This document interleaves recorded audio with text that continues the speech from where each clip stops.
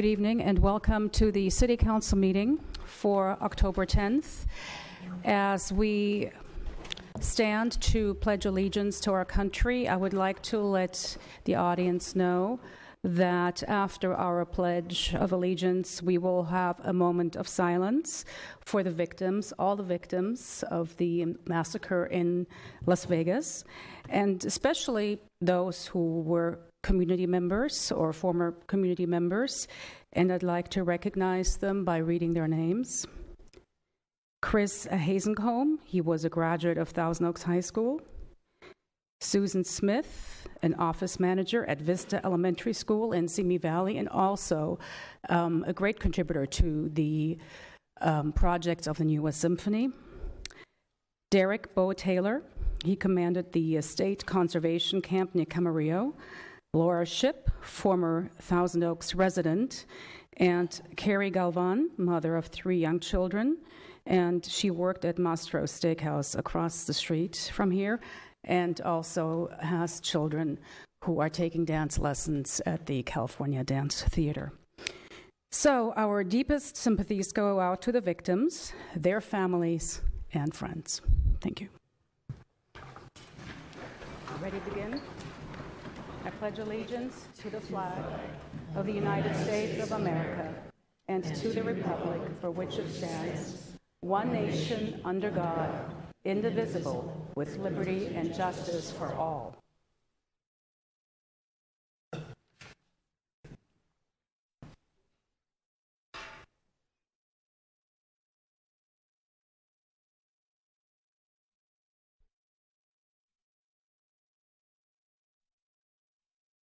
Thank you.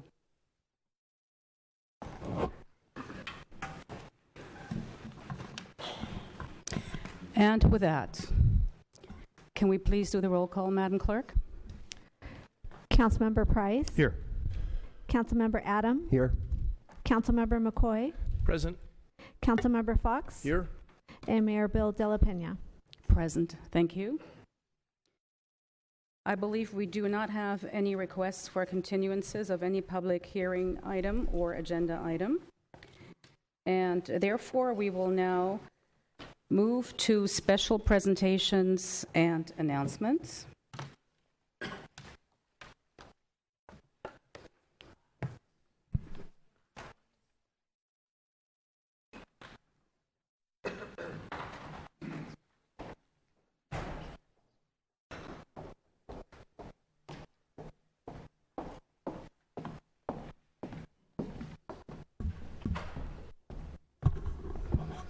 Okay. Our first presentation tonight centers on the work and artistic legacy of Thousand Oaks' own Ed Lawrence. Ed, here you are. You can stay seated for just a minute more. For those of you who are not familiar with Ed Lawrence, he's a legend, really, a legend. He has documented the development of the city of Thousand Oaks over the last 50-plus years and chronicled from a country town, really, little community, to what it is today. Mr. Lawrence's classic photographs of the early days of Thousand Oaks have served as a historical lens through which we can appreciate both the roots and the progress of our city. You may be familiar with his iconic photo of sheep herding along Thousand Oaks Boulevard or ranchers in what is now Wildwood Park. On Saturday, November 4th, everyone will have an opportunity to experience, appreciate, and possibly purchase some of Mr. Lawrence's amazing images at the Thousand Oaks Library Foundation's fundraiser, which is held at the Thousand Oaks Community Art Gallery. And to tell us more about this very special event, I would like to invite California Lutheran Assistant Professor of Marketing, Dr. Sarah Fischbach, to the podium.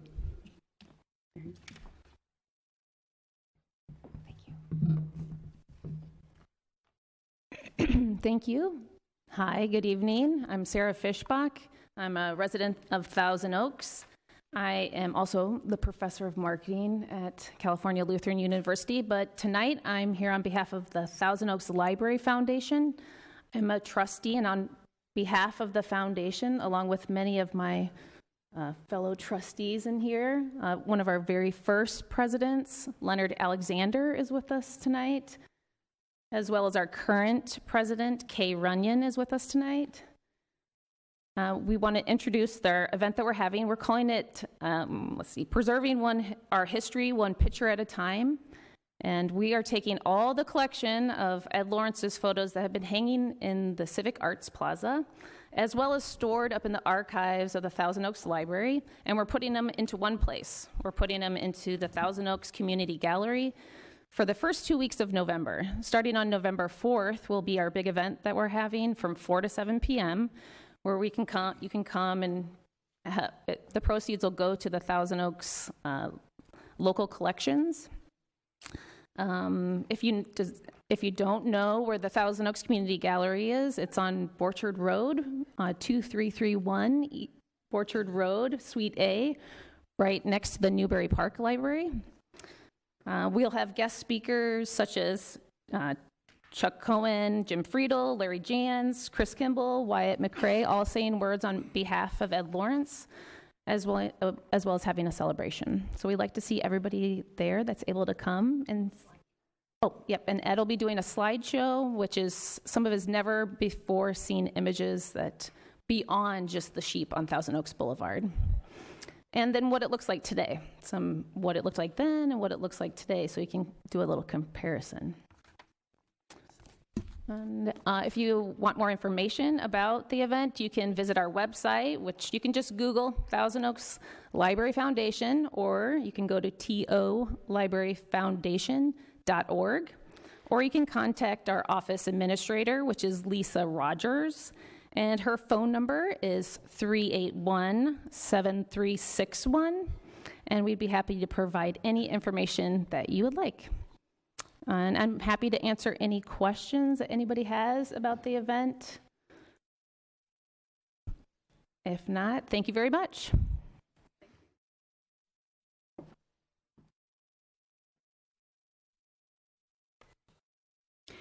Thank you, Dr. Fischbach.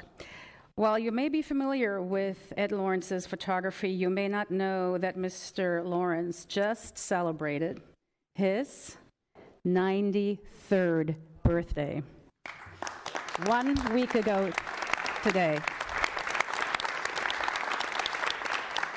So on this occasion, and to honor his incredible life of service and dedication to the City Council would like to present you with a commendation for outstanding service.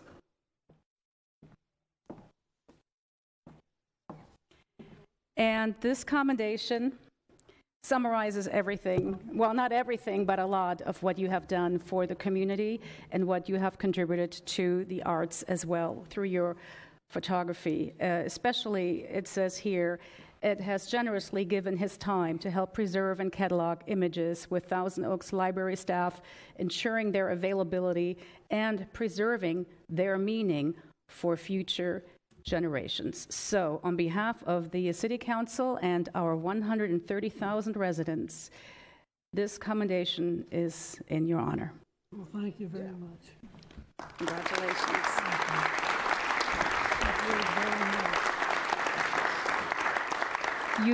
I'm sure you would like to say a few words, and then I'll invite the council to take a picture. Hey, Madam Mayor? Yes. Just had a suggestion from the pianist, since we have one here. How about if we sing Ed happy birthday? Oh, excellent. And yes, you could lead us, Mr. because you have a beautiful The voice. incomparable Mr. Dan Redfeld. Happy birthday to you. Happy birthday to you. Happy birthday, dear Ed. Happy birthday to you.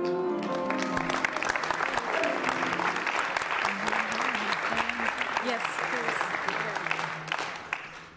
You know, Thousand Oaks, to me, is one of the best places in California to live. We have a wonderful community, fantastic chief of police, fantastic weather. We have the Mediterranean climate. and it's one of the safest cities in the United States. So I'm really happy to be able to live here because, again, Thousand Oaks is home to me.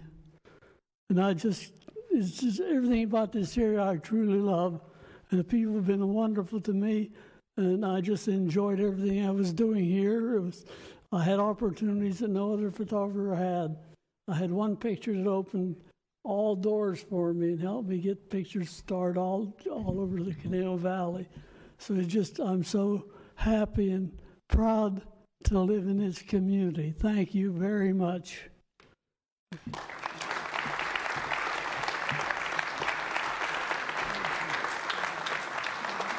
We're going to take a picture. Here we go. Turn around.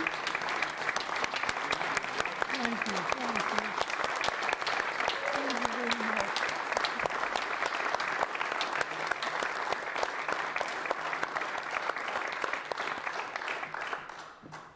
And I invite the council to take a picture. Take a picture.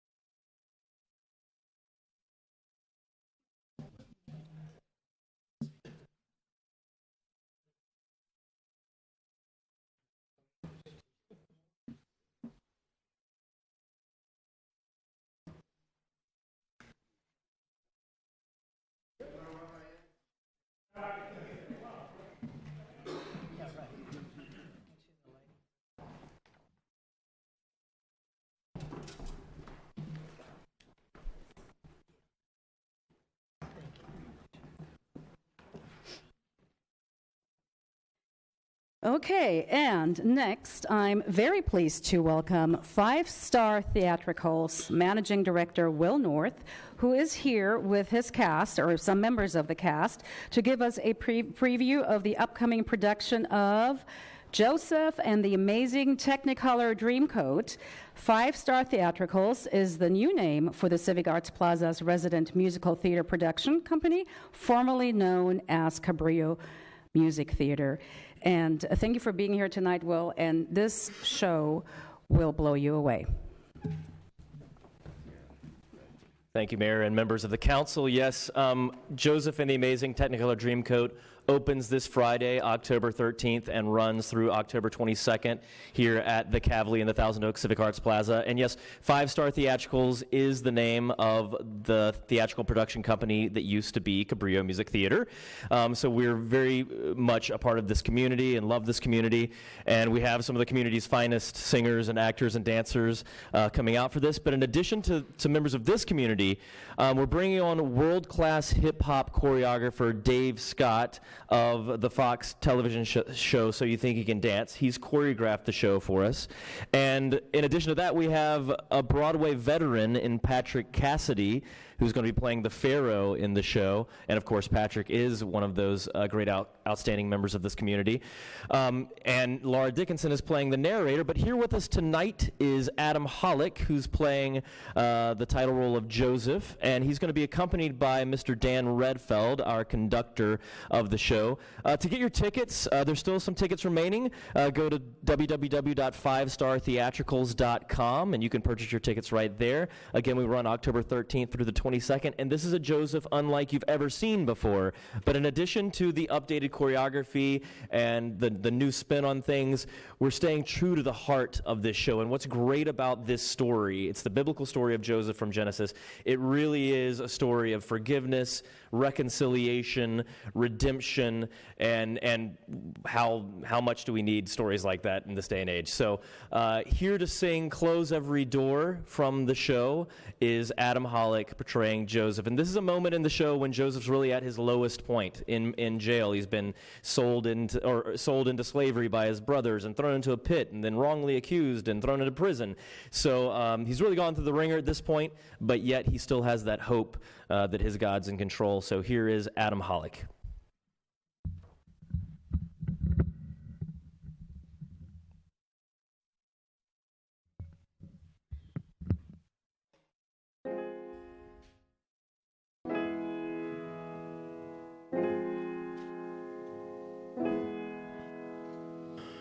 Close every door to me, hide all the world from me, bar all the windows and shut out the light.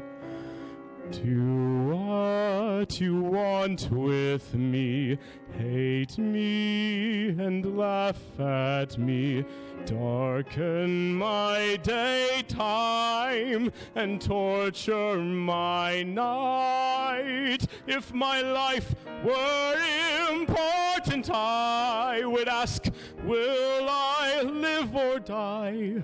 But I know the answers lie far from this world. Close every door to me, keep those I love from me. Children of Israel are never alone, for I know I shall find my own peace of mind, for I have been promised a land of my own.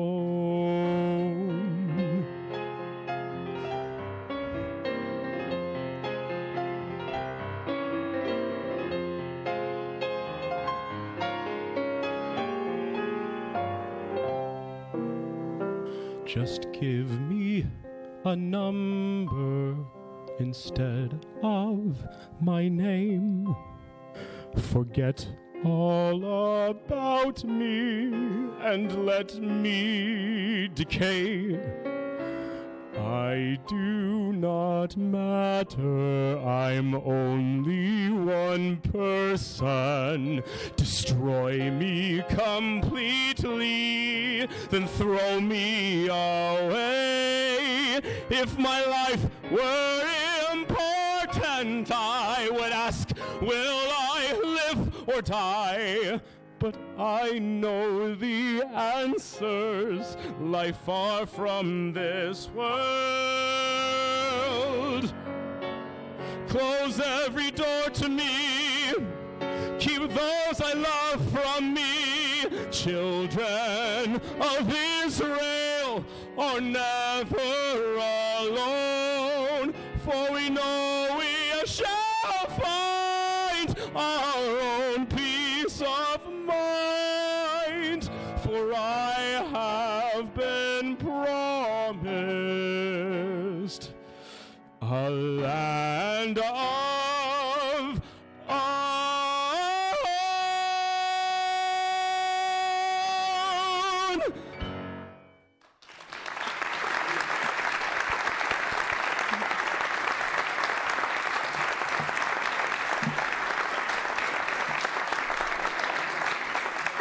Again, that was Adam Hollick, accompanied by Maestro Dan Redfeld, the conductor of Joseph and the Amazing Technicolor Dreamcoat, which is performing this week, October 13th through October 22nd at the Kavli at the Civic Arts Plaza. Thank you.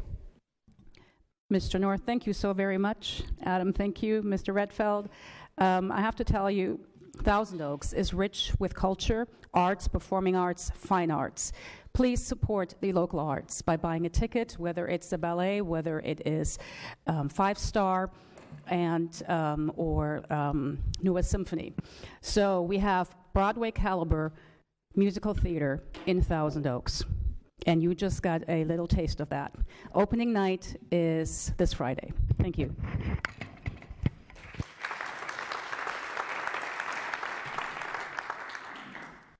We now move on to public comments. Madam Clerk. This is a time and place for public comments. A speaker card is available for those wishing to address the City Council regarding items on the agenda or on a subject within the city's jurisdiction. All remarks should be addressed to the City Council as a whole, and all documents for the City Council and the official record should be presented to the City Clerk prior to speaking. Speakers are requested to state their name and community of residence for the record. Under state law, public comment matters may not be considered by the council unless listed on the agenda, but may be referred to the city manager for administrative follow-up. 3 individuals have presented cards. And pursuant to council standards, speakers are allowed 3 minutes, and the yellow light displays when you have 1 minute remaining. Thank you. Excuse me. Mr. Adam Haverstock, followed by Nick Kidwai and Suzanne Duckett.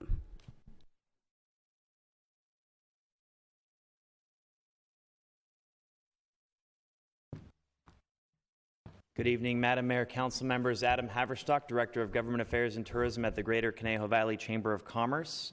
Just wanted to give you an update on a few items this evening. The first one is a preemptive thank you to Jay Spurgeon and Heather Cousin and their staff. The Leadership Conejo program is having one of its sessions this Friday, October 13th, and as part of that, they're going to be going on what we call our Public Works Tour.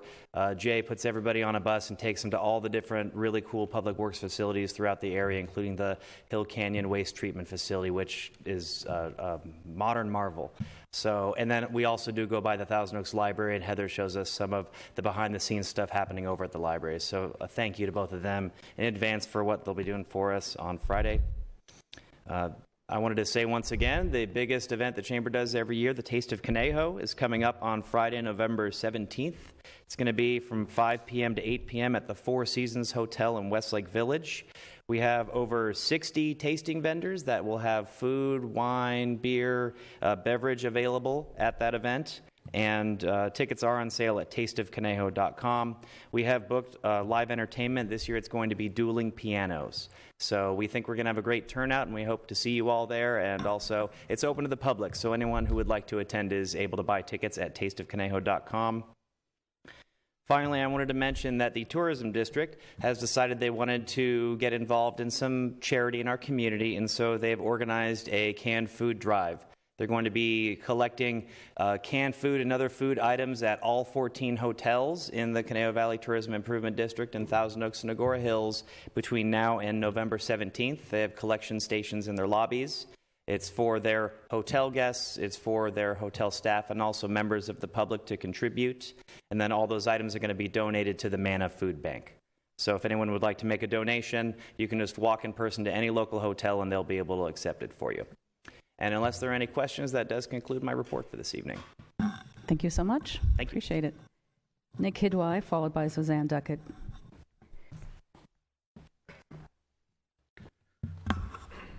Nick Iqbal Kidwai, I'm a resident of Newberry Park, Director Concerned City of Thousand Oaks. I begin in the name of God, who is most beneficial, most merciful. I'd like to again talk about the upcoming earthquake. Nobody knows if it will be now or 100 years from now, but we have a pretty good chance of having a very bad earthquake because of San Andreas Fault. And I have asked the council in 92, 93, 94 to convene a committee or get a report from staff. I don't know how you can be in these esteemed chairs and not take your job responsibly. You can have 3-minute report or 3 hours workshop, but you should do something, especially after all the things that are going on. There are so many things that everybody thinks not even reported. Last night before going to sleep, I think near Chile, they had a 6.2 earthquake. And there's at least one other person concerned about it, so I appreciate that. Sunday we have the street fair on Moore Park Road. It's an all-day affair. Just want to remind there's so many things going on, and nowadays people are involved, including myself, on cable TV and internet, that this is a good chance to mingle with the people. You can see the politicians there, as well as good food and arts and crafts. And then finally, I'd like to talk about the Un-American Income Protection Sign Ordinance. Most people don't know about it, but it was signed in 1998. And we talk about property rights or freedom to express our views. You are not allowed to have, and Thousand Oaks is the only city that I know of, have 2 or more signs on your own public property, on your front yard. Well, you can have them if they are more than 100 feet apart. But how many people's yards are more than 100 feet apart, and then you're going to take a measuring scale to measure that? This in the land of liberty. And unfortunately, these are the facts. We need to get more people involved in local government. We need to be involved so that the taxes are spent wisely.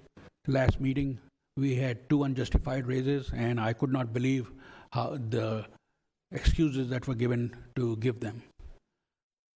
These jobs in the city are just glorified administrative positions. They are not nuclear scientists. They are not civil engineers. It's very easy job, believe me, to manage city employees. Not for me, but for these people. It doesn't deserve that much compensation. Thank you. Suzanne Duckett.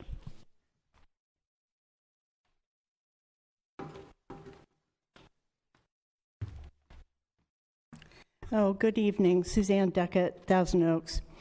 I am a proud owner of an Ed Lawrence photograph, Wildwood, when it was still wild. So I want to thank Ed Lawrence for my photograph.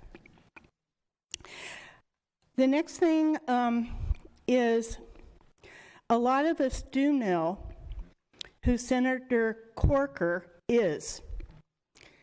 I want to thank him for being a moral Republican and standing up for what he believes and what he wants to say to the public. I appreciate that. The real reason and that I came tonight was to make sure that every single taxpayer and tenant in this city receives this booklet from this city. There is no reason why this has not been sent out to every single person in this city. Not a single reason. We get send-outs from Conejo Park and Rec. We get send-outs from the school district, but we do not get send-outs from the city. You guys are in charge of all this. I'm going to hold you responsible for mailing this out to every single resident. Now, there are a few things, I'm going to bring it up to you. A few things in this booklet, because you probably have never seen this book. It tells you what to do for earthquake preparedness. There is no reason why everybody doesn't know what is in this book. And the good thing about this book, which I prefer over the booklets given by the county, is that you can make notes on the side. So you can actually get involved in earthquake preparedness. There were a couple of things that were left out of this book, and those are the centers that we go to. There is no reason why every single high school is not a center that everybody can go to. They have showers. In this book, there are a bunch of places that people can go to with no showers. Does that make sense?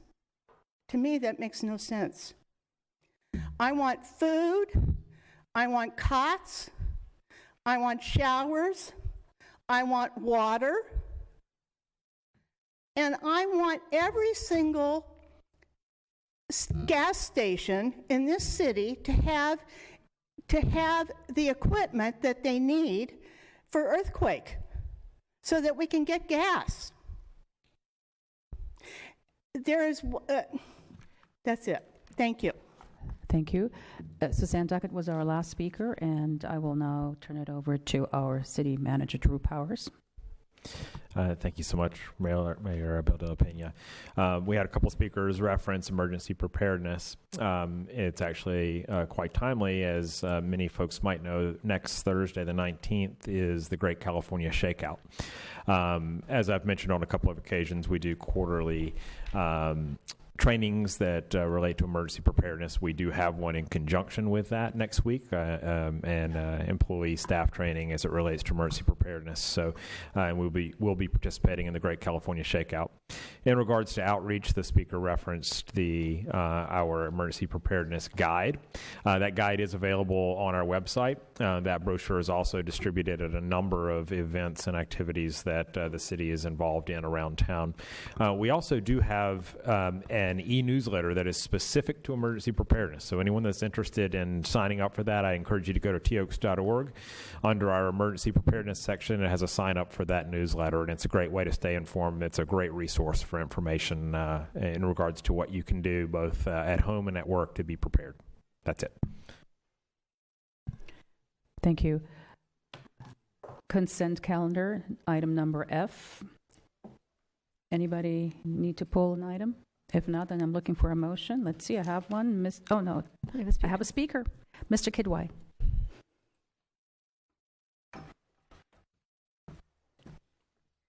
Nick Kidwai, resident of Newbury Park. I wish I didn't have to speak, but I have sent some information to the council, which is on the website in the special packet for tonight's meeting.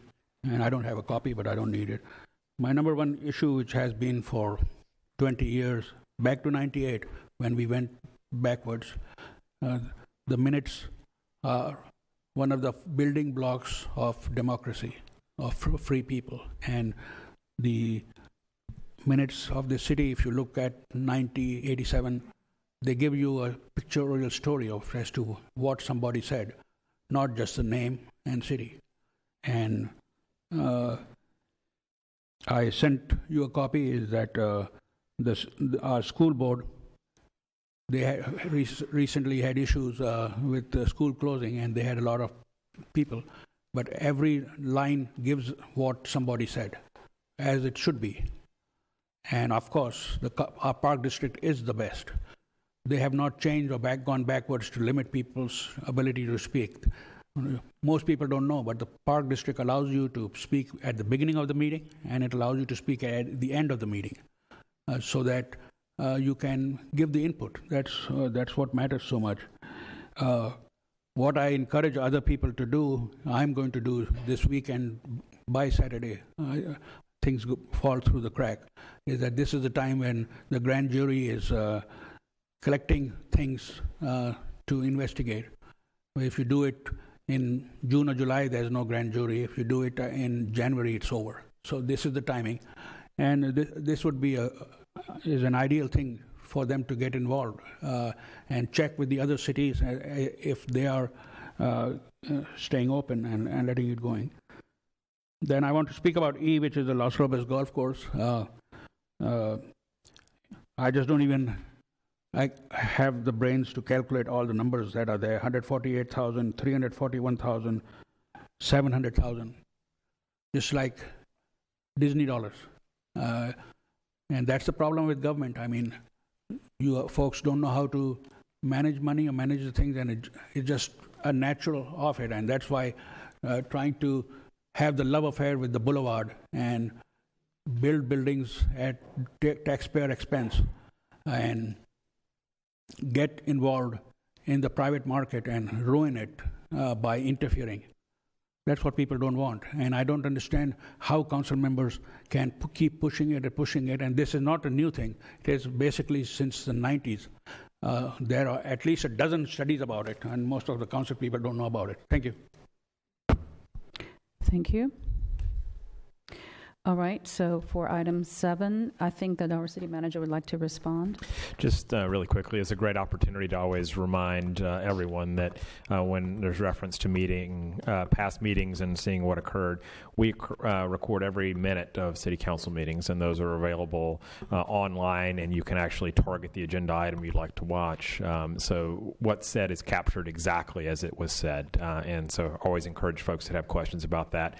As technology evolves, the way in which we go about storing and providing for those meetings change. And so we're very fortunate in that we have that full archive. So I encourage everyone to check that out.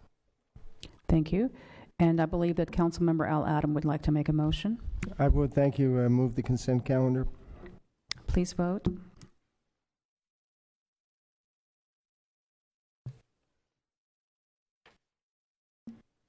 That motion carries 5-0. And your ordinance titles: Ordinance adjusting and setting rates, fees, and discharge limits of City Wastewater Division, Ordinance 1633 NS, and Ordinance adjusting and setting rates and fees of City Water Division, Ordinance number 1634 NS. Thank you. We now go to our first department report, which is the pavement overlay program for next year. That presentation will be made by our engineering division manager, Nader Haydari. Good evening. Good evening, Madam Mayor and council members. As we all know, our city streets are one of our largest and most valuable assets, and high-quality streets is a top community priority. We're here before you tonight to position the city to be able to accept the additional revenue that's resulting from the statewide SB1 gas tax measure to be utilized in our large pavement project citywide that's taking place next year. In order to receive these additional funds,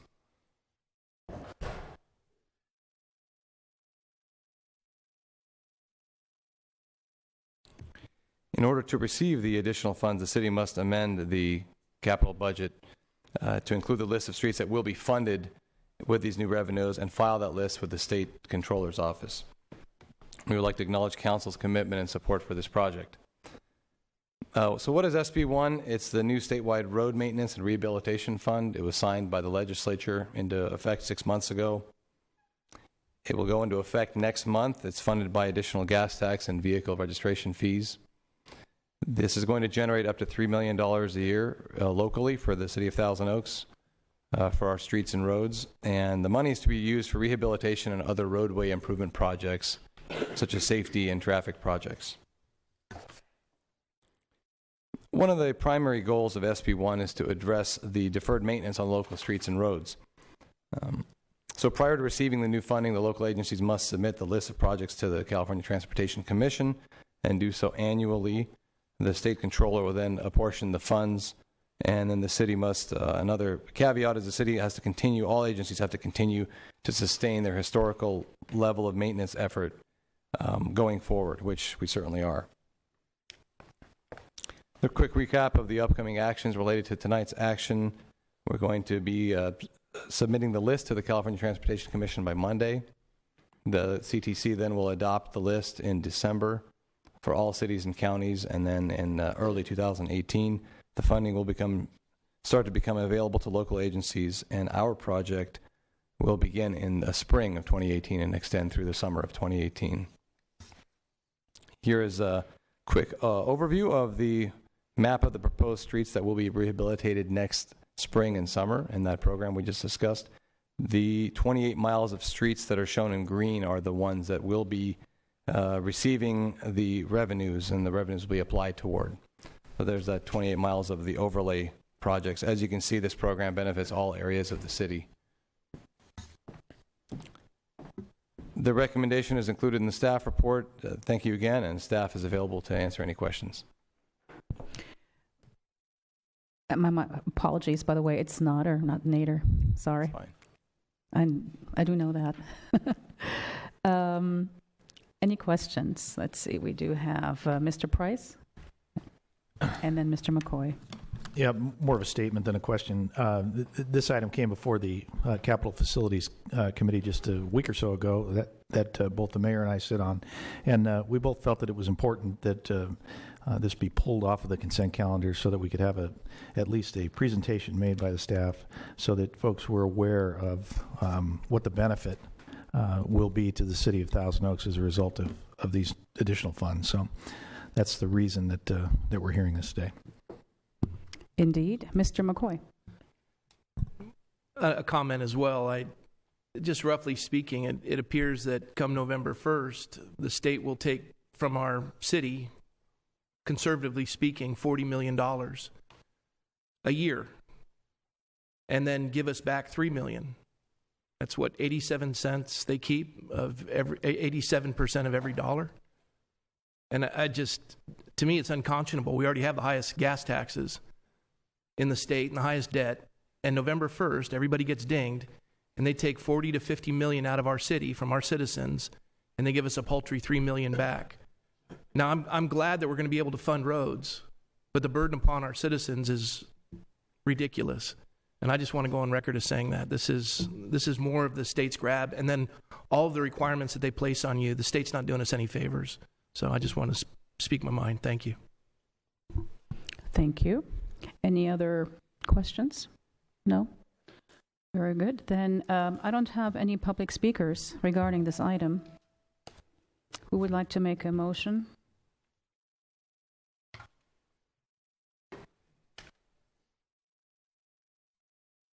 It's just receive and file?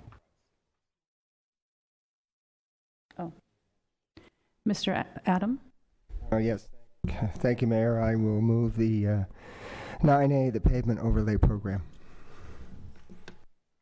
Very good. Any other comments? Mr. Price? No? Okay. All right, then please vote.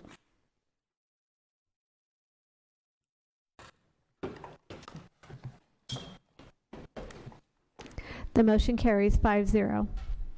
Thank you. And we now move on to item 9B, which is additional allocation of residential units on Thousand Oaks Boulevard. And this one will be presented by our Community Development Director, Mr. Mark Town. Good evening. Good evening, Madam Mayor, members of the City Council. This item involves the potential allocation of Measure units to a proposed mixed-use project on Thousand Oaks Boulevard, and then two related actions, one related to the potential initiation of a general plan amendment, and then to consider a request for concurrent processing. The property that we're going to be talking about tonight is located at 299 East Thousand Oaks Boulevard. And if you just take a look at this graphic for a moment, it is shown here outlined in red. And you can see it's on the north side of Thousand Oaks Boulevard here. Reference point is Moore Park Road to the west, 101 Freeway to the south. If you know your sort of smaller streets, Boardwalk is immediately to the west. And then actually a pretty significant street, Hodenkamp is here to the east, and Lombard across the street. So this is a property that's in what we call the western district of the Thousand Oaks Boulevard specific plan. Just in terms of broad background, to refresh sort of everybody's memory on this, in 2005, the property owners on the boulevard put together a vision for basically the revitalization of the downtown area in Thousand Oaks. That was presented to you, and the City Council endorsed it. 6 years passed after that action before the council was able to consider and did in fact adopt the Thousand Oaks specific plan. The same evening, the council certified the environmental impact report for that specific plan. And that went into effect then. We didn't see a lot of movement in the following 5 years, and so last year a number of significant amendments were made to the plan, amendments, for instance, that reduced parking requirements for certain uses and other changes in development standards of that type. But in the last year and a half, we've seen a lot of activity. We've had the first standalone residential projects actually built. The one project behind Instrumental Music, that's 36 apartments, and then the 26 condominiums on Clay Court that were also just recently finished. And we've now, including tonight, have seen 4 mixed-use projects proposed, all in the last roughly year and a half. It's been very active. So as I mentioned, this project's on the western side of the specific plan, and if you recall, when the specific plan was created, there was a baseline of residential units for the plan area. And in this particular district, there are today 36 units still available for development projects. In this case, though, the applicant is requesting 72 units in total, and we'll get into that a little bit in a moment. Staff is recommending that those units be taken out of what we call the citywide Measure pool, which currently has a little bit over 360 units in it. This action tonight is the what we call the pre-screening step, and what that really allows you to do is to consider the design concept and basically give it a thumbs up or thumbs down in terms of whether the project can even go through the normal development process. So this is just step one of that process. We have evaluated in the staff report this project according to criteria that are defined in the specific plan. I was actually part of those amendments last summer. So the criteria are well established. And I should just note that, again, tonight what you're looking at is a concept, and if you opt to allow this project to go forward, this just allows that to occur. It does not denote that at the end of the process that the project will be approved. So again, just to look at the vicinity a little bit more for better reference, immediately to the west is what we commonly call the Sinclair building. It's owned by Mr. Sinclair. It's the four-story building on the north side of the boulevard, sort of a landmark of sorts. The previous Plumber's Furniture building is here diagonally to the southwest. The vacant lot that is currently the pumpkin patch is here on the south side of Tio Boulevard opposite Hodenkamp, just to give you a bit of an orientation. And if you notice in the back of the property, you'll see that there is a riparian area with a lot of natural vegetation. To the east side is the Oak Creek Villas, affordable project, 57 units for seniors, and then a couple of commercial buildings here immediately to the east of the subject as well. So these are recent photos of the site. This is looking to the northwest. I mentioned the Sinclair building. That's this building right here to the on the west side. 4 stories plus actually a 5th story equipment enclosure. You can see in this image that the property actually slopes away to the north or to the back of the property. There's about a 7-foot grade change between Thousand Oaks Boulevard and the back of the lot. This is looking in the opposite direction to the northeast toward the Oak Creek Villas senior housing project that I mentioned a moment ago. This property, as you know, has been used for car sales, RV sales, and other uses, auto-related over the years. This is the front of the property facing the boulevard. As you can see, there are a number of mature trees there. Actually, there are 4 oak trees there, holly oaks. And you can see just the proximity and the relationship between the property and the boulevard.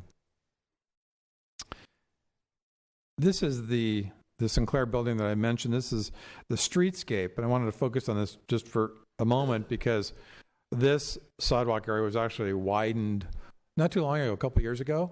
And so right here at the front of this image, that sidewalk area that you're looking at, from the curb face to the building over here, this is 20 feet wide right here. And then it flares out in the back to about 28 feet wide. But I mention this now because the project as designed actually ties into this quite nicely. This is that riparian area that I mentioned in the aerial photograph. This gives you some idea about the dense vegetation, immature vegetation north. This is technically is northwest of the site, but it all sort of has that same character. And then this is the eastern boundary of the property. And you can see a lot of mature trees on that side as well. So in terms of the concept overview, the concept involves 142 apartments. The majority of those, in fact, about 76% are composed of studios and 1-bedroom units. The balance being 34 2-bedroom units. So you have 108 studios and 1-bedroom floor plans and then some 2-bedroom units in addition. There's quite a bit of commercial and restaurant space in this proposal, about 10 to 12,000 roughly square feet of proposed commercial area, and parking, as you probably noted in the plans, which are online, is composed of both subterranean and surface parking. The applicant's architect, I'm sure, can describe the concept evolution in a much more eloquent manner, but these graphics we thought were really, really quite helpful in terms of just understanding the basic thought processes that went into the design. This shows the commercial area up front and the building, the residential building in very sort of general terms behind. It also shows the sort of circulation pattern here into the back of the property. This is that riparian area that I talked about. Thousand Oaks Boulevard is here and Boardwalk is over here. And then from that, you can see how the massing was sort of conceptually developed in sort of this reverse S with a couple of large sort of courtyard areas, both toward the front and toward the rear. And then that evolved into a more articulated design with sort of a thoroughfare here into the courtyard that was showed in the previous image to allow for better access. That created this standalone 3-story building here. And you can see how the third floor and this fourth floor element is set back from the boulevard. That then leads into the final concept, which we'll be talking about the rest of this item, which shows the more articulated design with, again, this interior courtyard for the public, interior courtyard for tenants, commercial space basically in this area. And here we go with the conceptual site plan. Here is the freestanding 3-story building that I mentioned a moment ago. This is part of the main part of the courtyard complex in here. This is the main building, which wraps around all the way over to the what would be the northwest portion of the property, a large recreation area here. You have 2 floors of parking underneath this main building, and then you can see the surface parking around what would be the east and the north side of the property. The applicant has also proposed public pedestrian connection along here to the back of the property, and then a potential bike path. And this is a long-term vision. We understand that, but it's nice to see that type of view point when it comes to these types of improvements, because this could theoretically tie into that public paseo on the west side of Boardwalk to the west. So this is an artist rendering of the concept from Thousand Oaks Boulevard, looking generally north. So you can see on the right side of the image the 3-story smaller building, and then you can see on the left side of this image, it is 3 stories adjacent to the boulevard, and then, as we'll talk about in a moment, it migrates to a 4th-story element toward the back. The applicant has made an effort here to really create what I think is an attractive public space, and you can see that just in graphic form here, but you can see how the buildings on both sides were beveled to sort of draw visitors into that interior courtyard. And I'll talk about more specifics in a moment. This is intended just to give you an idea of the east elevation, or the side view. This is the side that faces to the east. So you have the smaller 3-story building to the left, and then the larger 3 and 4-story building to the right and behind. Public exterior space is an important part of all of these mixed-use projects that we're looking at, an important part of the specific plan. And this project does provide a pretty significant amount, almost 13,000 square feet in the concept. A minimum of 3% of the mixed-use building's footprint is required, and clearly this project far exceeds that.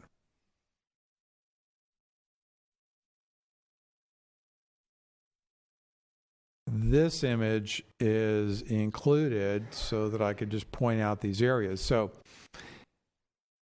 number one area, the sidewalk width in this portion of the boulevard is only required to be 15 feet wide. The applicant added another 5 feet so that it's 20 feet wide here, which is the width of the sidewalks in the downtown core. It also then matches with that 20-foot sidewalk width that I mentioned a few minutes ago at the adjacent Sinclair building. So that was the first change to create a nice area for potential outdoor dining or related activities. Then you have the street plaza in here, as you just saw a moment ago, that leads visitors to the interior of the project. This is composed of 2 levels. This goes up a couple feet to this level here. And then they have what they call a garden terrace up here, another 3-foot change in elevation, also open to the public. So the public can come up here and enjoy the ambiance. And then over here, there's also a dining area, a dining deck here on what would be the east side of the project adjacent to the boulevard. So all of that in total equates to a very significant part of the building footprint. And this gives you a better understanding of this courtyard. This is the street plaza that I just mentioned. This is a couple foot change.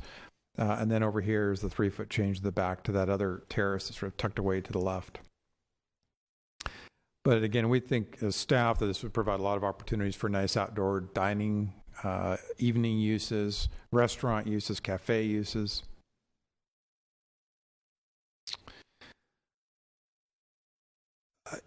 I should mention just quickly, I didn't really get into it here, but just the architecture before we go any further. We as staff support the architectural concept. As you can see, there's a lot of visual interest, a lot of articulation, rich materials, a lot of glass involved in the building design. We think overall this architectural style is very attractive. It's contemporary clearly, but it still has enough stone veneer and visual interest to not appear out of place in Thousand Oaks. So moving on to building heights, as you know, the maximum average height of buildings in the specific plan area is 50 feet. The smaller building is just a little bit over 35 feet. That's maximum height, not average, so the average would be smaller.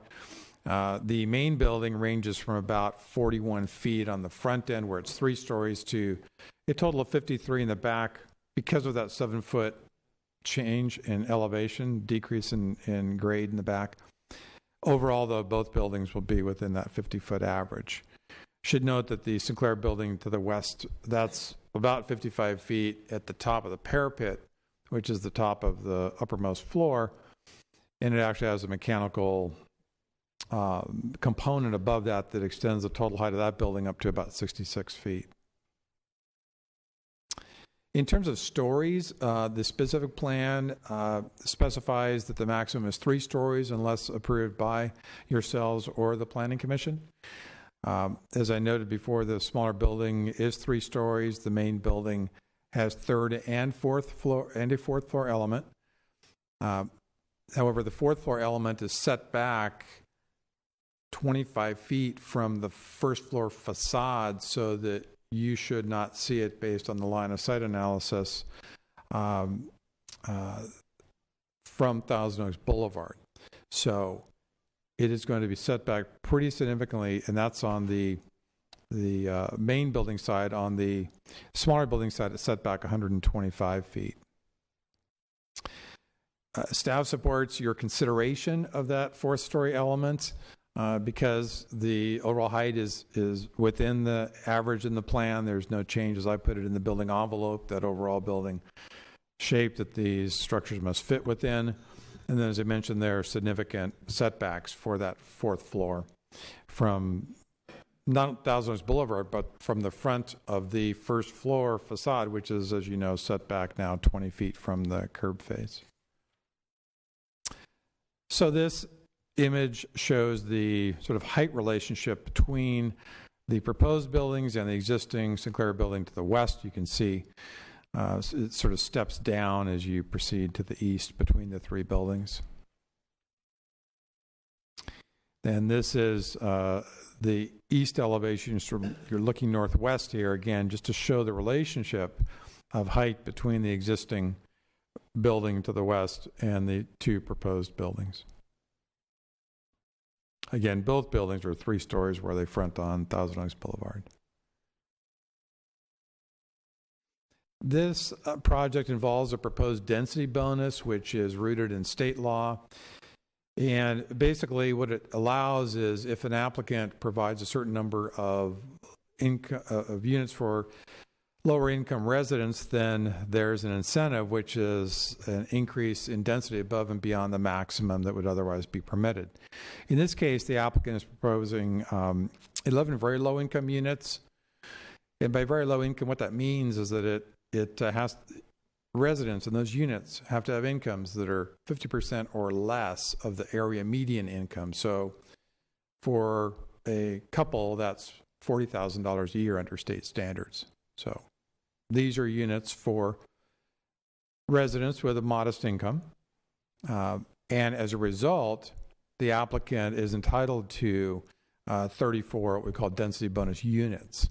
That's the maximum allowed under state law, 35% of the original base number. And those 34 units, I should note, as I have before, are not counted toward Measure E. So the applicant is asking for 142 apartments. Those 34 density bonus units do not count toward Measure E.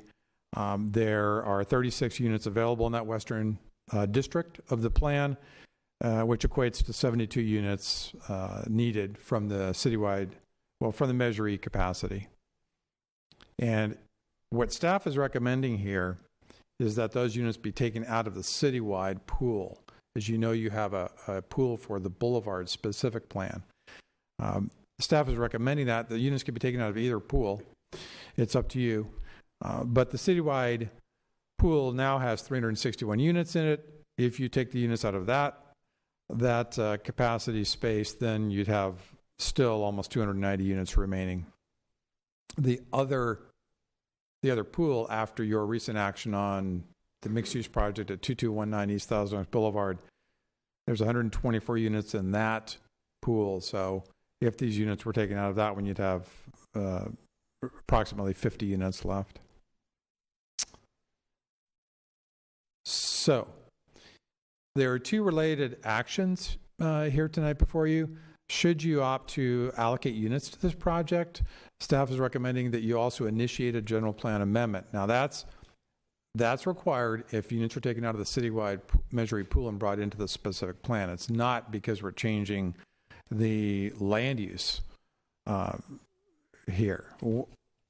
In other words, this area, the subject property, is all in this sort of dark red color. This denotes that this area is quote unquote commercial residential, which is a general plan land use category. So no change in land use, but if you opt to take the units out of the citywide pool, then those units are subject to a GPA as required by the specific plan itself. The other related action is that the applicant has requested concurrent processing of the legislative actions, the general plan amendment, for instance, with any related entitlements. And we support this as staff because it enables you and the Planning Commission to see the whole package at once. If units are allocated tonight, then, as I mentioned at the outset, the project goes through the normal process. The applicant will file the formal applications. They will be reviewed by staff and the consultants that we have. The city is hired to prepare a master plan for the downtown area. This project will go through the normal environmental review step, which is required under the California Environmental Quality Act. Planning Commission recommendation, and this project will come back to you for final approval. I just included this image because this project, I think, and we talked about this recently as well, does meet several of the goals specified in the recently, as you recently approved the city's economic development strategic plan. For instance, projects are a benefit to the community if they create vibrant neighborhoods. They deliver, destination type businesses. And they create neighborhoods which attract entry-level residents into the housing market. And as I mentioned before, over 75% of all these units are studios and one-bedroom units. So with that, staff is recommending that City Council allocate the 72 units to the project from the citywide Measure capacity space. The caveat there is that the applicant is required, at least staff is recommending this, that the applicant is required to file their formal applications within 12 months of tonight's action if you choose to go in that direction. And then, as I mentioned a moment ago, should you opt to allocate units, then staff is recommending that you initiate the general plan land use element amendment to allocate the units to the specific plan and to the project and to allow concurrent processing. So with that, I would be happy to answer any questions. And to my left is John Shepard, Planning Division Manager as well. Thank you very much. Thank you very much, Mr. Town. Mr. Adam. Thank you, Mayor. Good report, Mr. Town. Appreciate it. Certainly one of the goals for the Boulevard that we've discussed many, many times is more pedestrian activity. I want to see people out there walking around and give a little vibrancy to the Boulevard.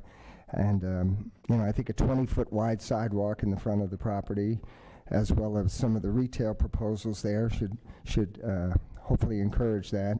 We've also talked about connectivity as a design standard that we're looking for. Connectivity meaning that the property connects to other properties so pedestrians can move around from property to property, and connectivity within the property as well.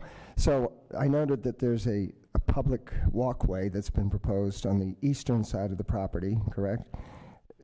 Will that connect to the back of the property, whereby maybe ultimately you'd be able to walk over to Moore Park Road, for example, or north to Hillcrest? Is that going to happen hopefully in the future?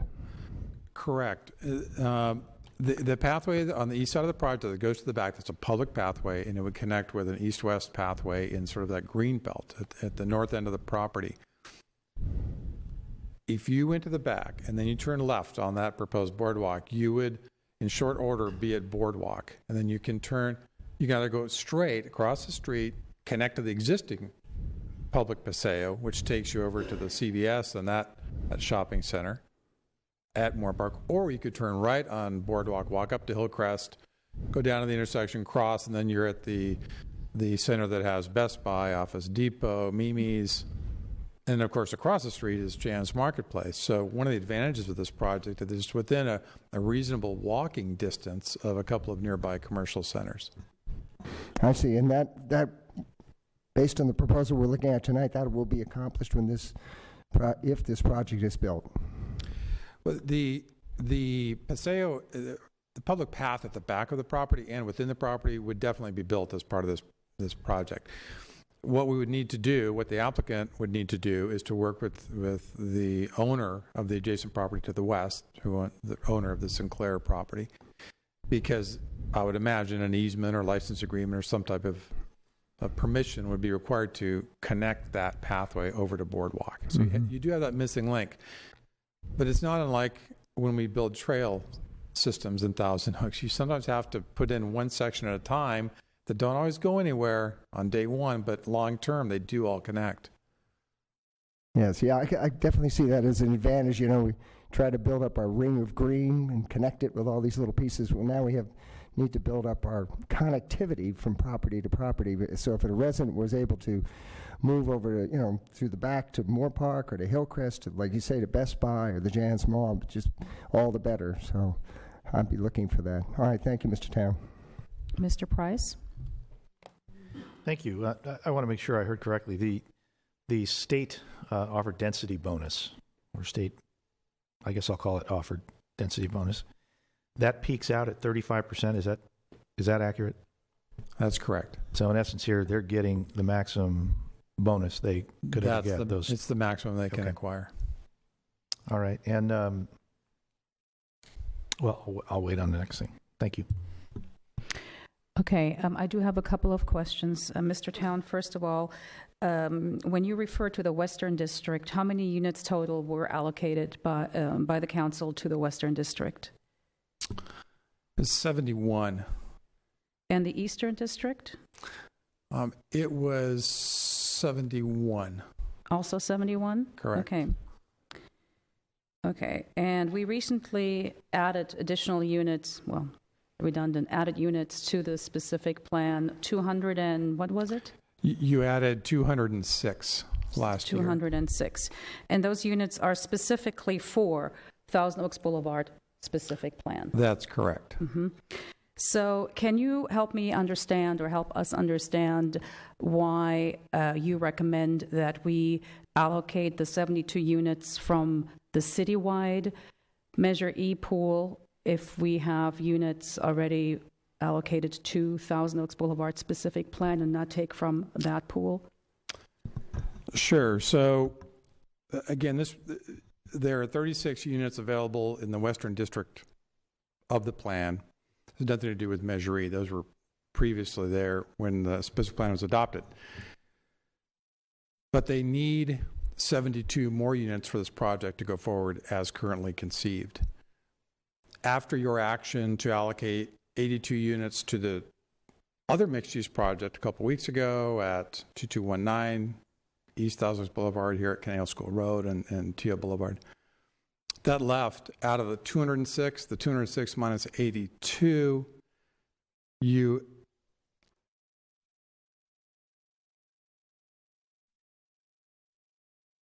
ended up with the 124, which is the current balance in the Thousand Oaks Boulevard specific plan. So that's what's there, only projects in the specific plan.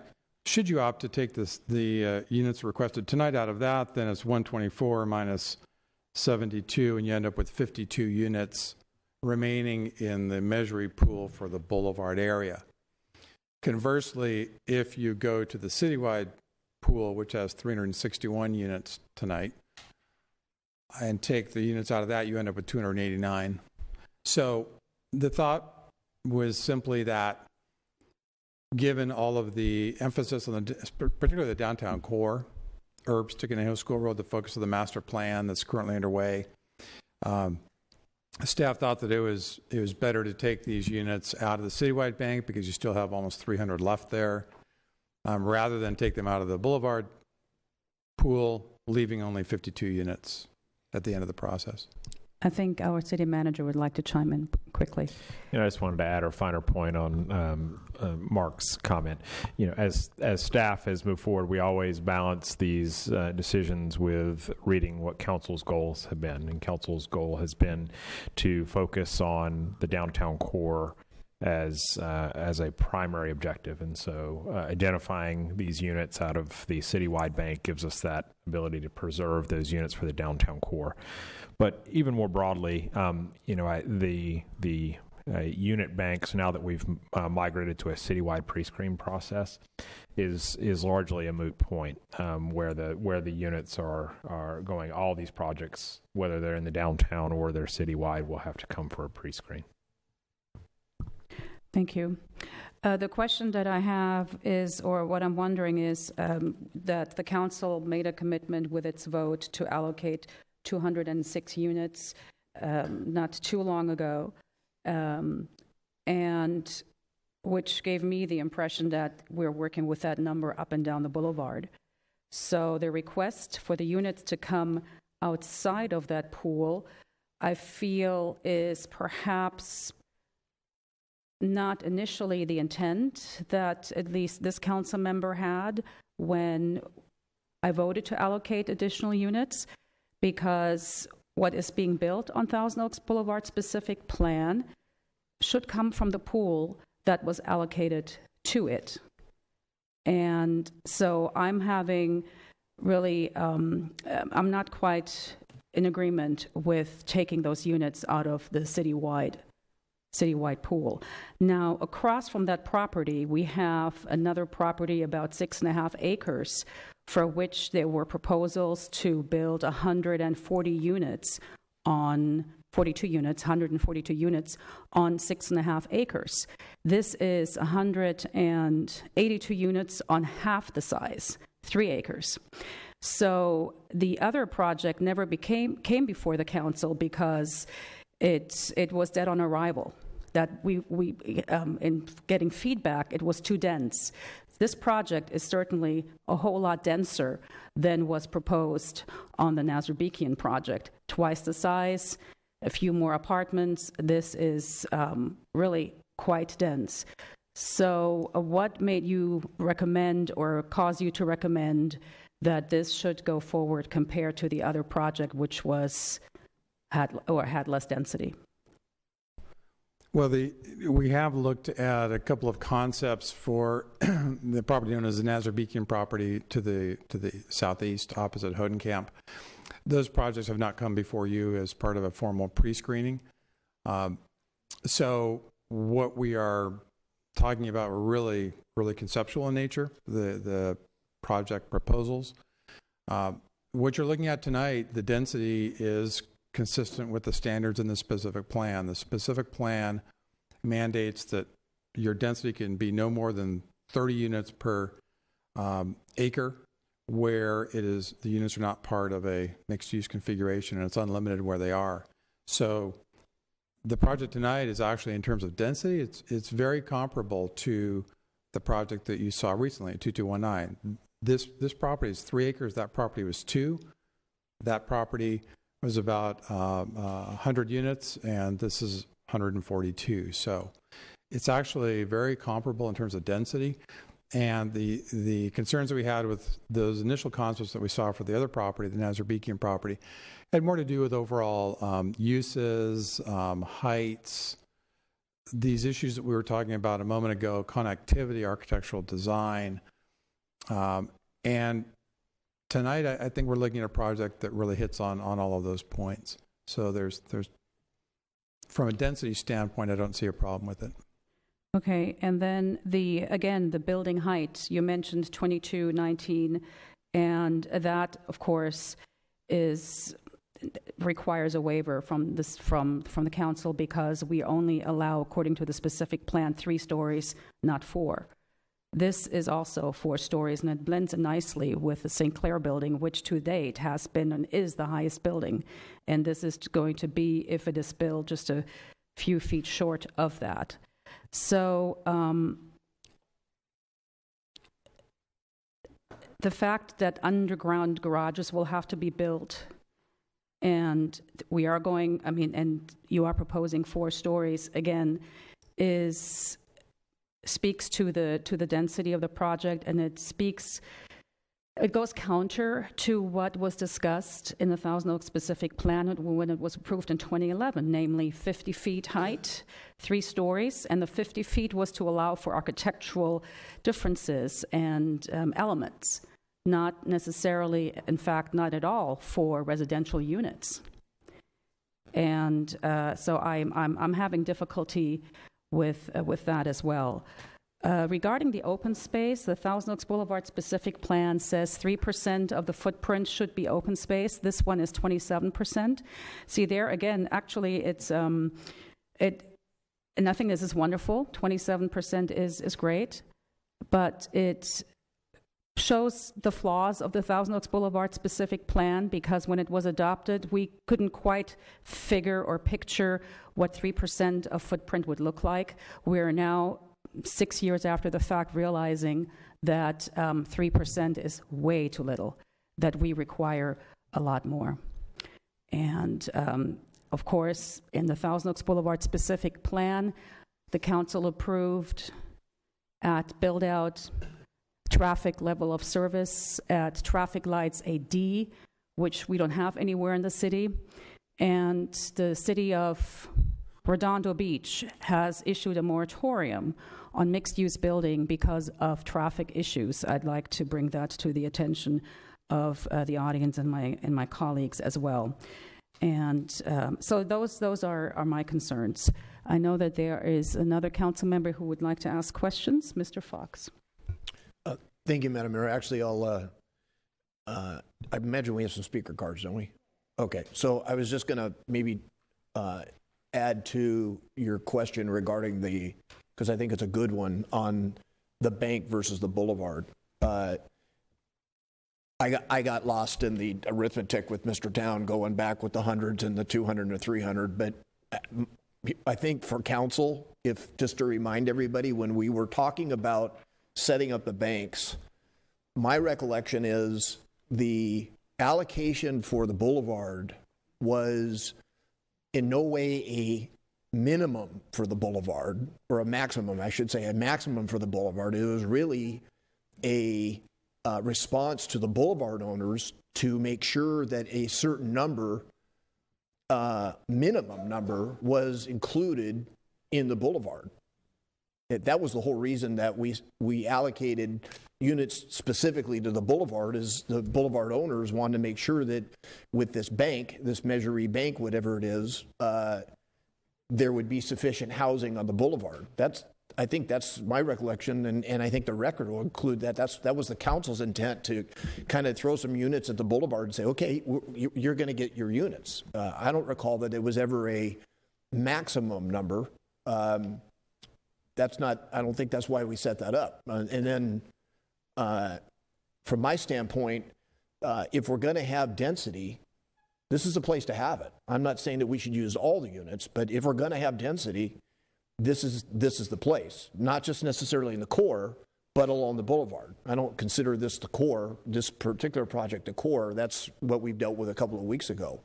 And then the third thing would be tonight and the previous night, these are provisional units. We're just looking at the architectural, the design, the layout, and saying, okay, we think that's a nice looking project. We're going to give you these provisional units.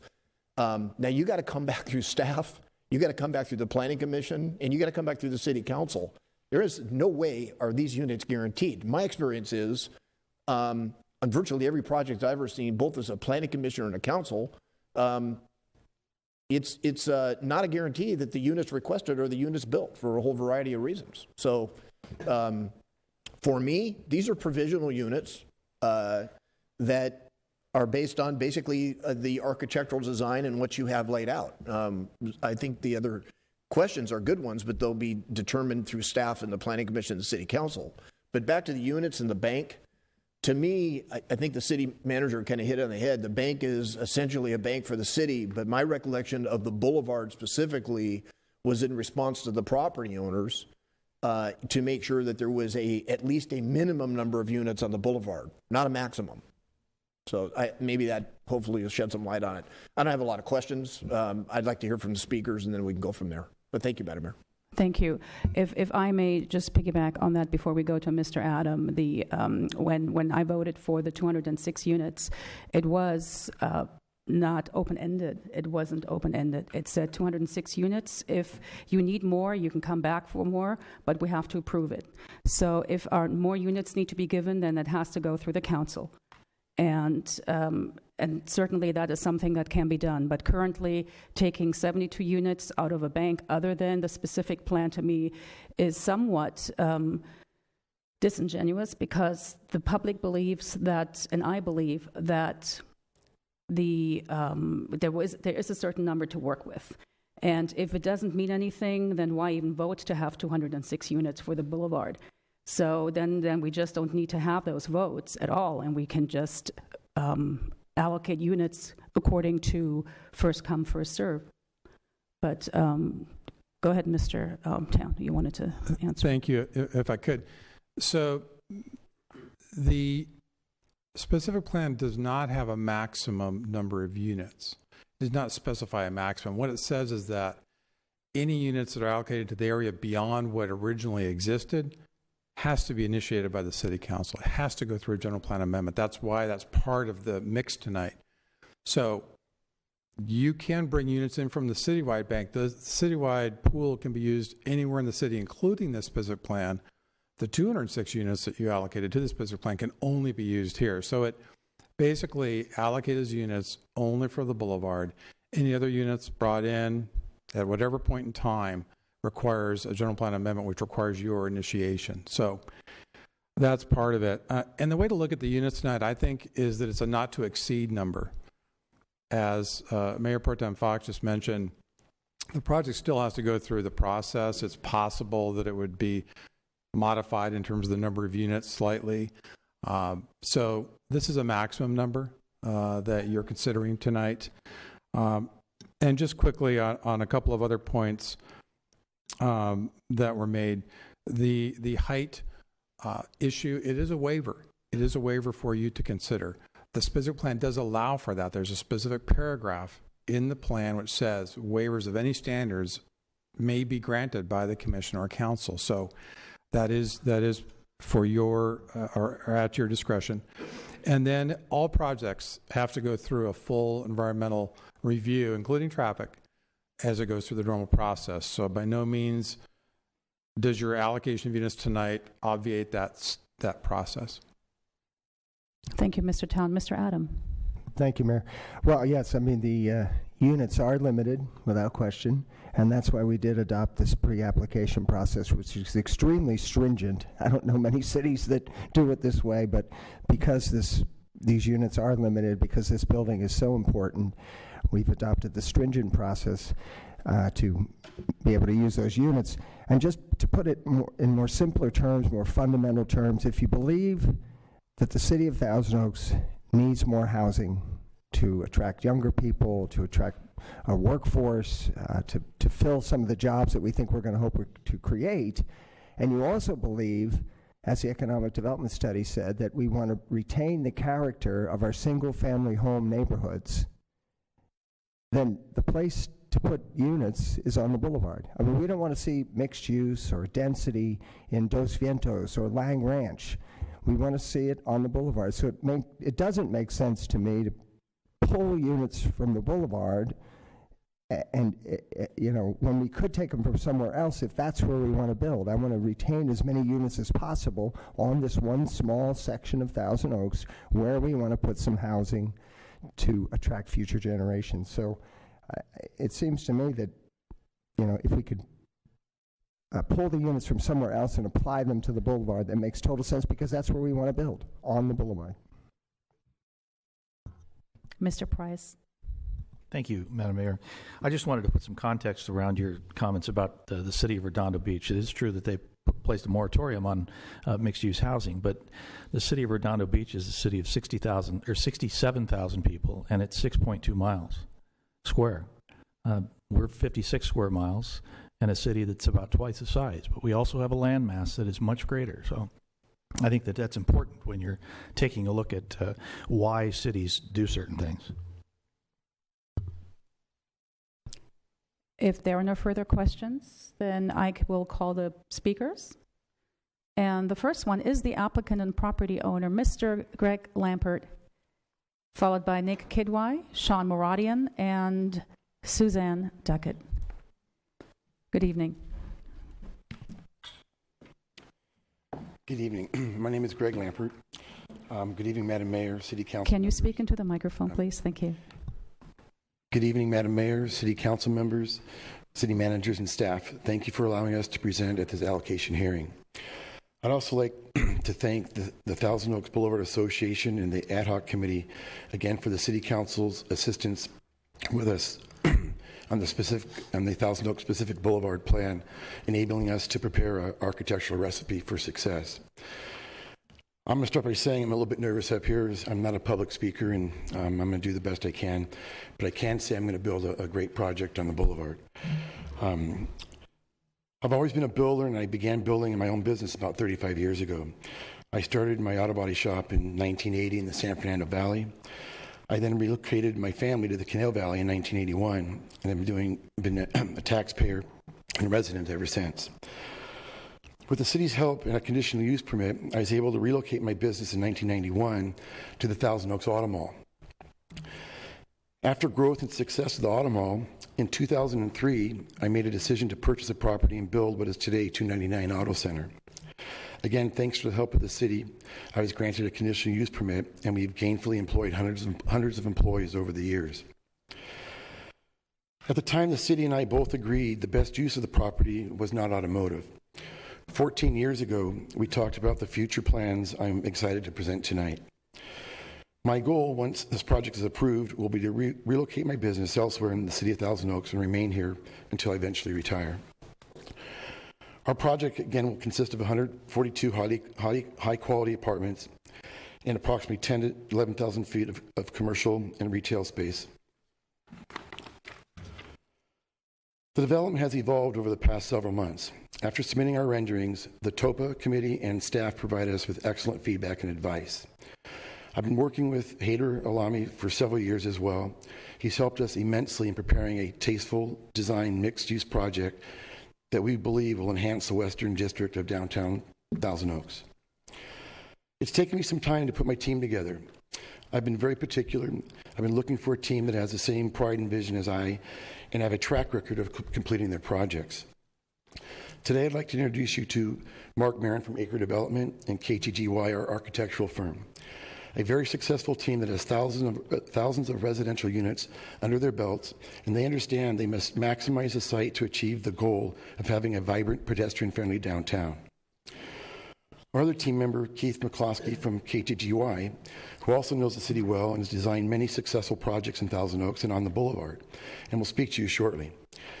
I'm confident and plan to personally see to it that they ensure the finished project will have ample amenities, creative commercial uses, and an active nightlife and tasteful architectural design. I believe this will be a landmark and a legacy for me and my team. As Madam Mayor has expressed, this allocation is a golden ticket. We do not take this lightly. We plan to make the city and residents of Thousand Oaks very proud of this progressive project. I thank you very much. I'm going to turn this over to Mark. Mr. Lambert, I believe Councilmember Adam has a question for you. Thank you, Mayor. At the end. At the end? Okay. Yes, thank you. Mr. Marin. Thank you. Good evening. Good evening. Thanks, Greg. Thank you, Madam Mayor. Thank you to the members of the council and to the staff. Mark, in particular, appreciate your description of our project in front of the community. I, too, am very familiar with Thousand Oaks. I have 4 daughters, 3 of whom played fairly serious soccer. Came to Thousand Oaks often, lost often. In fact, I don't think we ever won here. Whether it be, on the club fields or at Oaks Christian, I'm hoping that this time around my family has a little more success in Thousand Oaks. But I did, as an avid mountain biker, I did get to, in between losing games, I did get to mountain bike and I did get to see the trails, open spaces that characterize this community. And I think that as developers, we pride ourselves on understanding the needs of the community before we go ahead with the design. The first thing we do, among other, besides research, is we engage the best possible people we can. I think as we approach this community, it was very obvious to us that KTGY had experience with the city, they understood your plan, they understood the needs of various stakeholders in the community, and we were thrilled that we were able to engage them and work with us on this project. What I'll say really about the project is that, and I think you've heard it so far tonight, this is really what we've tried to do is create a really beautifully designed project that, has that wow factor from Thousand Oaks Boulevard. So whether they are residents, people driving through town, we think that this design that you've seen earlier, is a beautiful design that marries the city's rich ranch kind of heritage along with the Mediterranean landscape that you've seen in sort of construction, single-family construction, even commercial construction here in Thousand Oaks. We're used to working with cities. We're used to working with the planning departments. We're currently building just a little bit about Acre. We're a solely multifamily developer, so just apartments, mostly development. We have projects all over the country. We have 2 in Florida, 1 in Pennsylvania and Pittsburgh, where we're bringing back to life a very famous 100-year-old building known as the Kauffman Building, which was cherished and revered by, and actually, unfortunately, 100 years later, need more than just a facelift, but we're create 311 apartments there. It's mixed use, lots of different retail for residents and folks in the community. We're building 100 student apartments in Davis, California. For those of you who know Davis, I would characterize Davis as an extremely slow growth town. But they, like Thousand Oaks, over the years, have had an increasing shortage of housing, and they desperately need, housing in Davis. So we've worked with the city. It's a fairly long process, but I think that you can expect from us that we will take the time. I think we've been good listeners. Staff has been enormously helpful in giving us, some design input, which we've incorporated. So I think, I'll spend a little bit, just a moment or two, talking about the retail, because we, in thinking about this mixed-use project, while we think the residents are going to have terrific amenity packages, we do see millennials and we see empty nesters actually being the primary sources, of our tenant base. And interestingly, their needs are similar. They want something safe. They want something of quality. They want to be proud of the design and where they live in. And they want access, particularly millennials and empty nesters. They want access and convenience. So our retail thoughts are, you're all familiar with, Stonehouse. We love the design. We'd like to bring something of that quality to the project. We see as many as 2 restaurants, boutique retail with sort of an artisanal flavor, maybe a flower shop, an art gallery. We're certainly thinking about sushi for those that do like sushi. We think it would work well in the project. There are a couple of new projects in Los Angeles that we've taken note of. My waistline's becoming an issue as we keep sampling different food concepts that we think would work well. Extremely cognizant of the health factor here. It's a big cycling community, so we're going to bring in some healthy items, give people lots of choices. But I think that, as you've seen it with the design, we don't do a lot of projects, but the ones we do, we like to think that, we'll be proud of them, as you will be for the many years to come. So at this point, I'm going to turn it over to Keith for a few moments as relates to the design, because he's worked really hard with his team and staff here to create something that we think is pretty breathtaking. Thank you. Madam Clerk, do you have the names of the speakers? Because I don't see them unless I missed it. Madam Mayor, they're all under the primary speaker, but they're behind the hard public speaker cards. Should be there next to you. I know their names, but I think it's helpful for the public to know who is speaking. On the screen. Thank you very much. Now, Mr. McCloskey. Thank you. My name is Mr. McCloskey from KTGY. Keith McCloskey, the design director for the firm in Los Angeles. We have recently brought a few projects to the city. One at the old Lupe's site a number of months ago, which was approved through Planning Commission, and most recently a few weeks ago, 2219, which received a pre-screen allocation as well.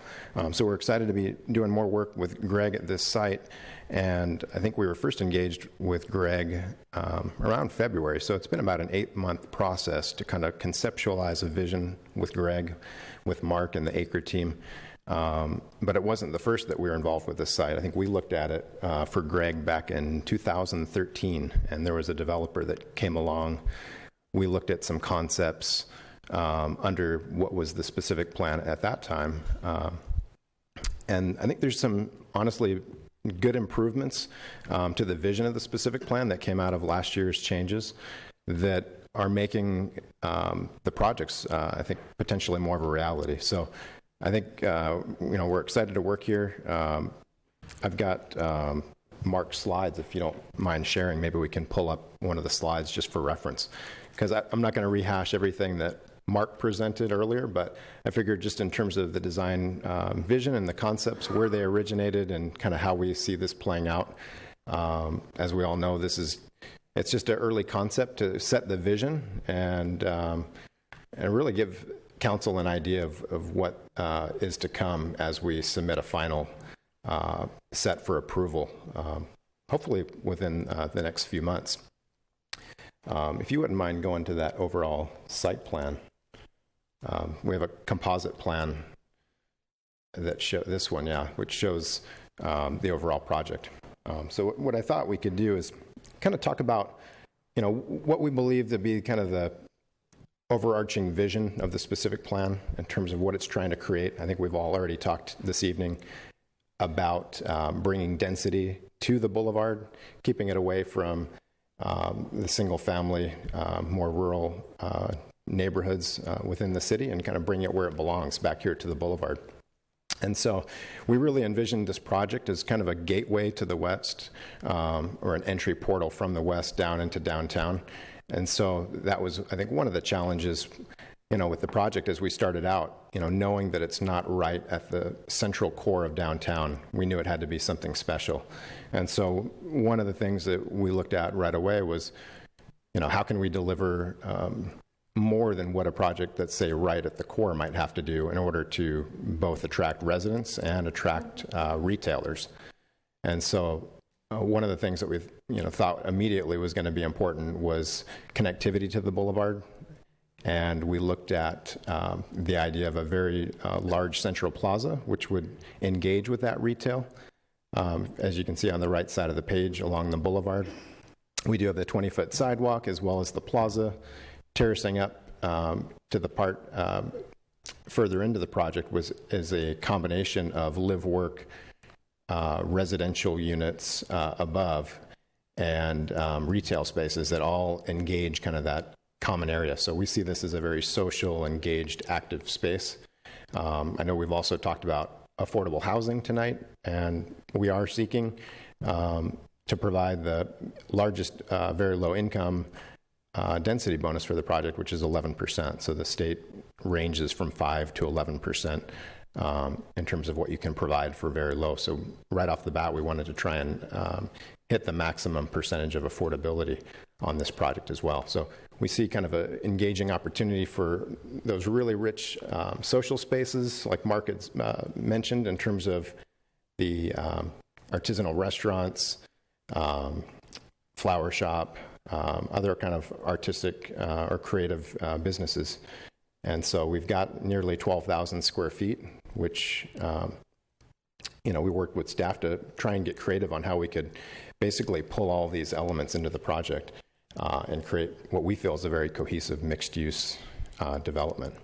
And as you look through this plan, you can see how it basically starts to feather in from the public areas up to a private resident pool deck, and then that again ties into the back of the site. So we've really tried to mesh everything from TO Boulevard through to the project. And I think we'll be around to answer any questions. I'm sure there's more specific questions that we can dig into, but really these are kind of some of the overarching themes that we felt were important for this site and that we wanted to bring to the city. Thank you very much. Thank you, Mr. McCloskey. There are questions. Mr. Adam. Thank you, Mayor. And thank you, gentlemen, for the work you've done in this project so far. I know it's been a lot, and I know you have a lot to go. It's a long process, but I appreciate your tenacity. And I did like the drawings that you submitted. And you mentioned in the references that, and some of the other projects you built, you're looking for alfresco dining and bar areas, outdoor living room spaces, active pedestrian-friendly environment that encourages interaction. So are we. So are we. So I just appreciate that compendium that you gave here. If you allow me, and I hope my other council members have some input for you as well, I'd like to give you just a little input for the future. We do want this to be a public gathering place, not just for the people that live there, but for the community as a whole. So keep that in mind. To please try to make it a destination. As you said, this could be the western gateway to the western part of our city. So we'd like to make sure it becomes a destination for the community at large. And when I read the staff report, there's been a proposal for the second story on the smaller building. I'm not quite sure which way you wanted to go there, but I would encourage you to look at some sort of a restaurant, bistro, cafe, entertainment type area, which would just add to the overall ambiance and the character of what we're trying to see built here. And you also mentioned connectivity, which is very important, and I like what you have so far. But if you remember, Mr. Town mentioned connectivity with the Sinclair building beyond. Check that out, if you would, please.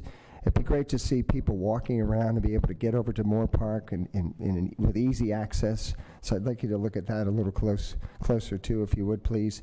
And you mentioned some of the tenants that you have in mind. I like what I hear there, but tenant mix, very important.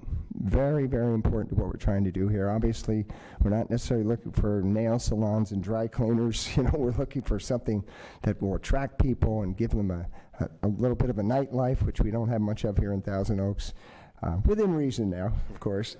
So that's important too. And this is really important to us. It's really important. It's one of the first steps we've had to bring this boulevard into the 21st century. So, counting on folks like you to help us get there. Thank you. Mr. McCloskey, before I call the three public speakers whom we have, Mr. Kidwai, Sean Moradian, and Suzanne Duckett, I wanted to ask you, perhaps Mr. Marin, a question. If it's been stated numerous times, also at the last pre-screening which you attended, that these are units that may not end up being fully used or allocated, depending on environmental reviews and so forth. Are you, under what assumptions are you working? Are you working, I mean, say you are getting back a not so pleasant environmental report, just hypothetically speaking, and you will have to reduce the units for whatever reason. You are prepared for that? We always have, prepare for the unknown. Again, it is like any development project. It's mathematics, right? It's what you're trying to do and what you can do. And we expect that, for example, number of units, and the reason we have the number of units, we didn't just sort of think of 142. We arrived at 142 by saying, what does the city want? We know they want restaurants. Well, that end of the boulevard, we're going to have to subsidize that. We know that, because at this point in time, the boulevard is not what we think it's going to be, post-development. So we're going to subsidize that. With 11 affordable units, we're going to subsidize that. Subsidies, we're okay with subsidies, but there reaches a point where there's no more subsidy. So I can only tell you that we're always open and being flexible. We want to do this project. We'll find a way to do this project.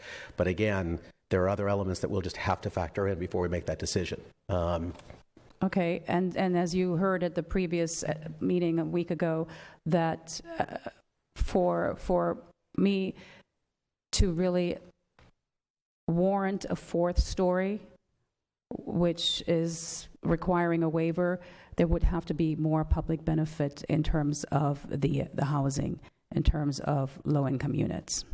11 is great. It's better than 0. But if a fourth story goes in, we can improve on that, right? We will. We know that this is the beginning of the process, and since we know that, well, it's just the golden ticket, we're going to be back, we'll talk. I mean, we are prepared. We'll take a very good look. We know we want to give you what you want. At the same time, we want to make sure that we're true to what we've shown you in terms of the quality materials, the subsidies that we're going to have to use to attract, restaurateurs to that part of the boulevard. We know we can do it. And we're going to do it. As it relates to the affordable units, there's always a few that, I think we're prepared to talk about a number. It's a question of when we go beyond a certain number. I don't know what that number is yet, where it becomes just difficult for us to give you the other things that you're asking us for.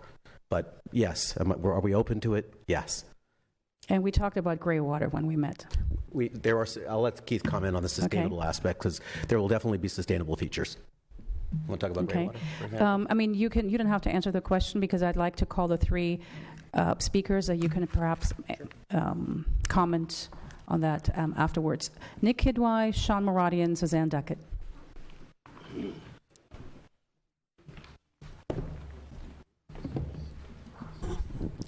Nick Kidwai, Director, Concerned City of Thousand Oaks and resident of Newbury Park.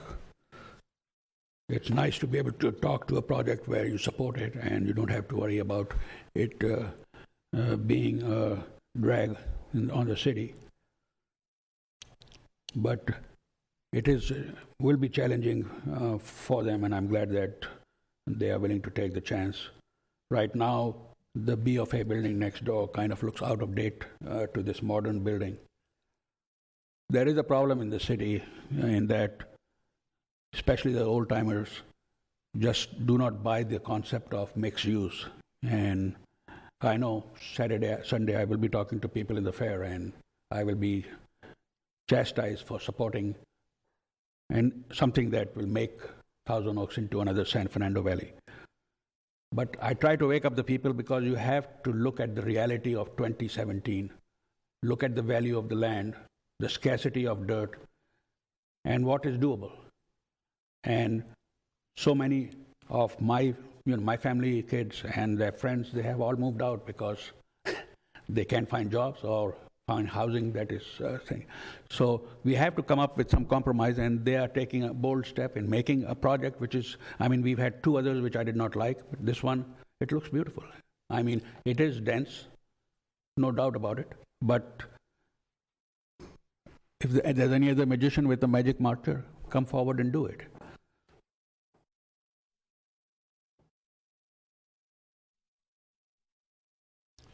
One of my sons purchased a small place in Studio City, and when he told me what he bought, I almost jumped up the roof because of the price, and there's no balcony, no window that opens out. This is a common thing in the valley.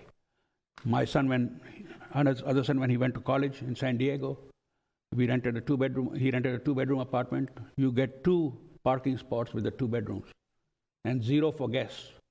Pray tell me, where would the guests park? So these are the things that have been going on, and that's one of the things that motivated me, because I said we are not going to let that happen, because that is uncivilized, in my opinion, to not even provide parking. So they have done a good job with a lot of the things. I remember when the buildings in the back were built, probably 20 years ago now, the Alex Fiori building, they are HUD housing. And I spoke out in favor of them, and I got chastised for that. That's one of the few times. I said, Mr. Kidwai, you do not know what these kind of buildings, these tenement housings will do. It will destroy Thousand Oaks. And I'm pleased to say that hardly anybody knows that they exist in the city. They are such well kept. So I wish them the best of luck, and thank you for letting me speak. Thank you, Sean Moradian, Suzanne Duckett, and Deborah Kernahan. Good evening, Madam Mayor, council members, staff. My name is Sean Moradian, lifelong resident of Thousand Oaks and president of the Thousand Oaks Boulevard Association. I'd like to take the opportunity to thank staff for the wonderful evaluation and presentation on this project and the months spent bringing us to this point. I'd like to thank Mr. Lampert and Mr. Marin for doing a wonderful job. We've met with you several times, and it's been a pleasure to work with you. Thousand Oaks Boulevard Association is extremely supportive of this project, and we think it definitely warrants the ability to move forward with this entitlement process. We concur with staff's recommendations that if you allocated those units, I'd like to take a moment of the time to just address some of the comments that I heard from the council, specifically acknowledge the comments made by yourself, Madam Mayor.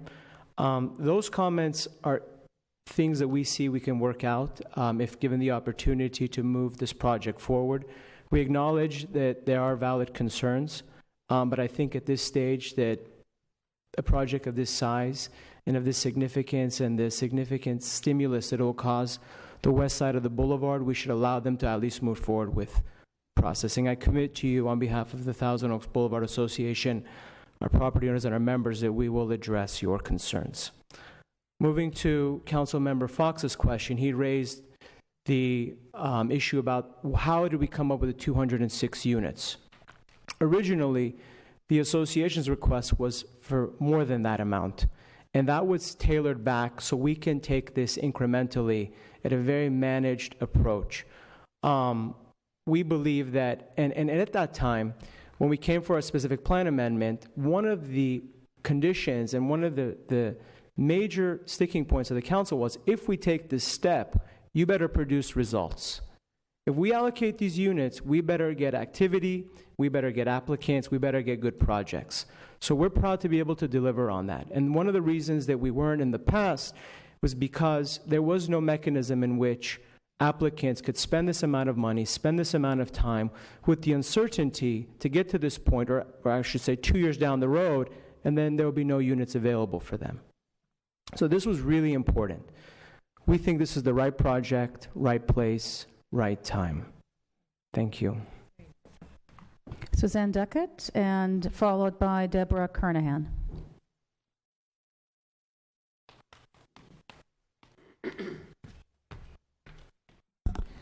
Suzanne Duckett, Thousand Oaks.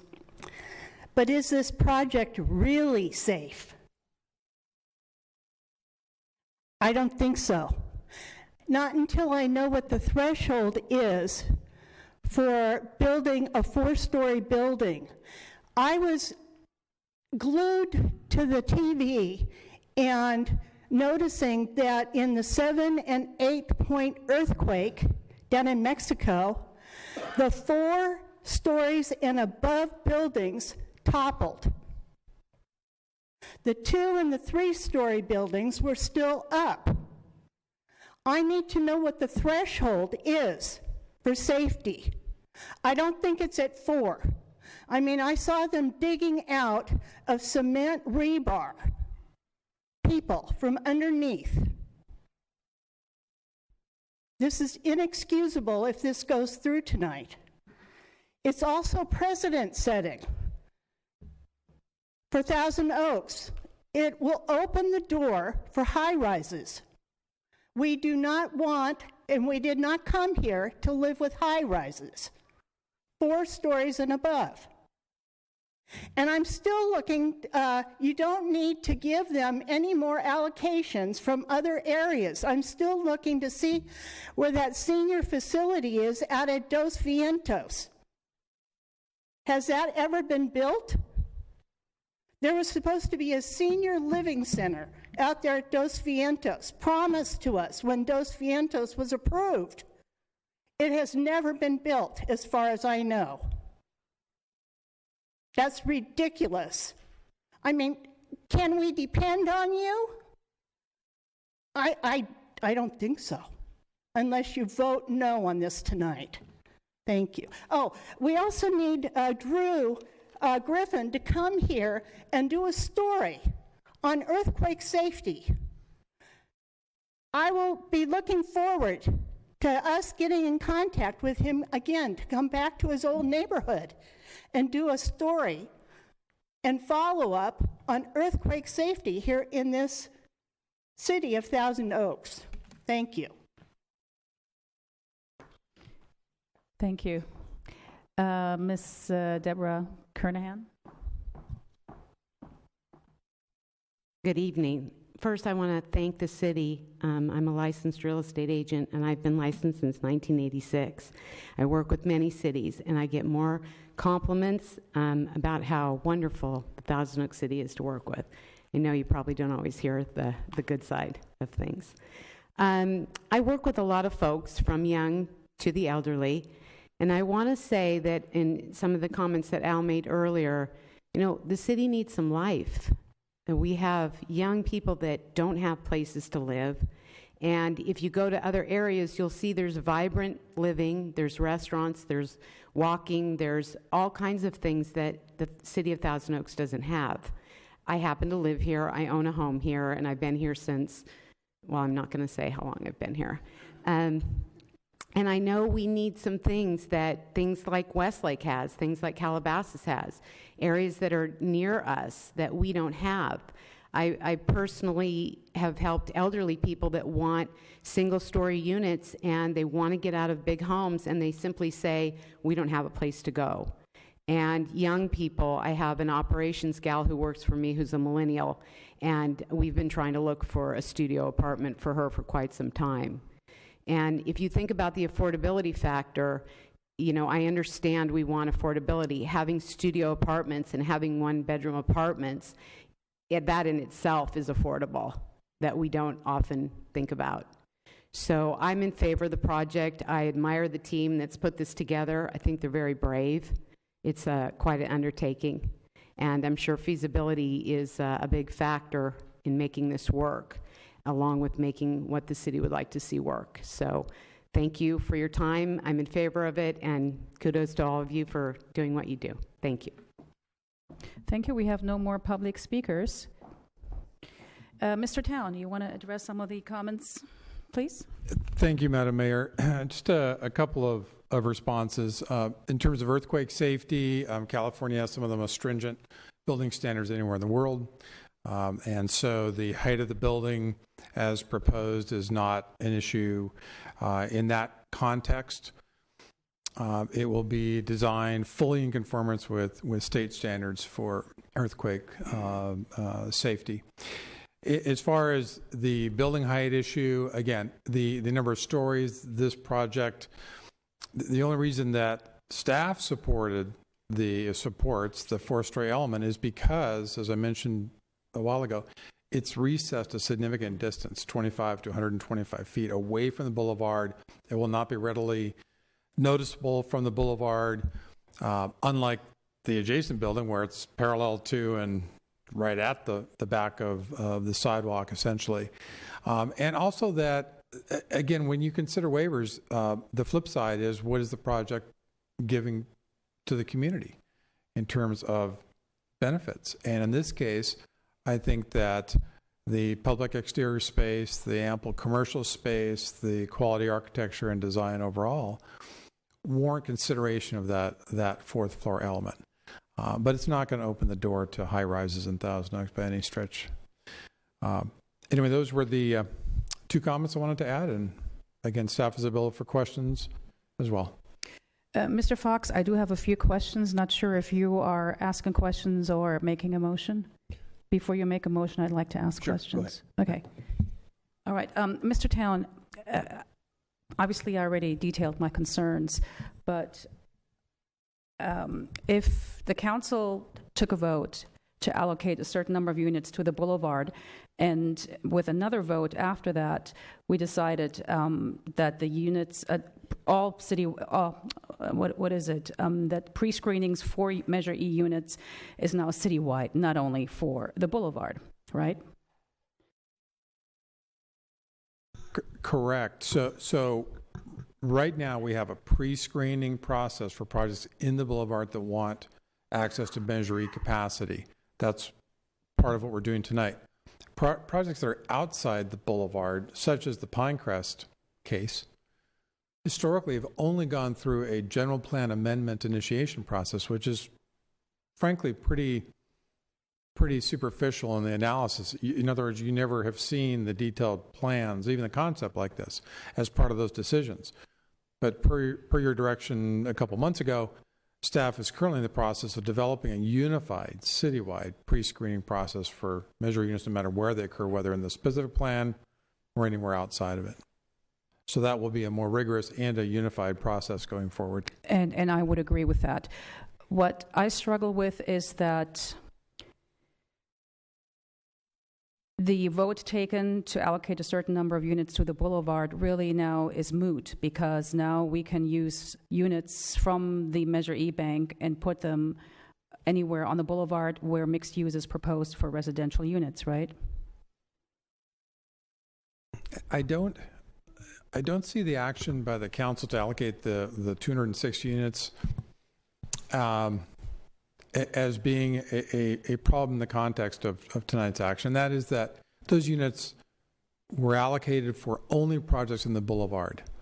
But the pool from which they came, the citywide pool, those can be used anywhere, including inside the specific plan. There's no limit on where they can be used.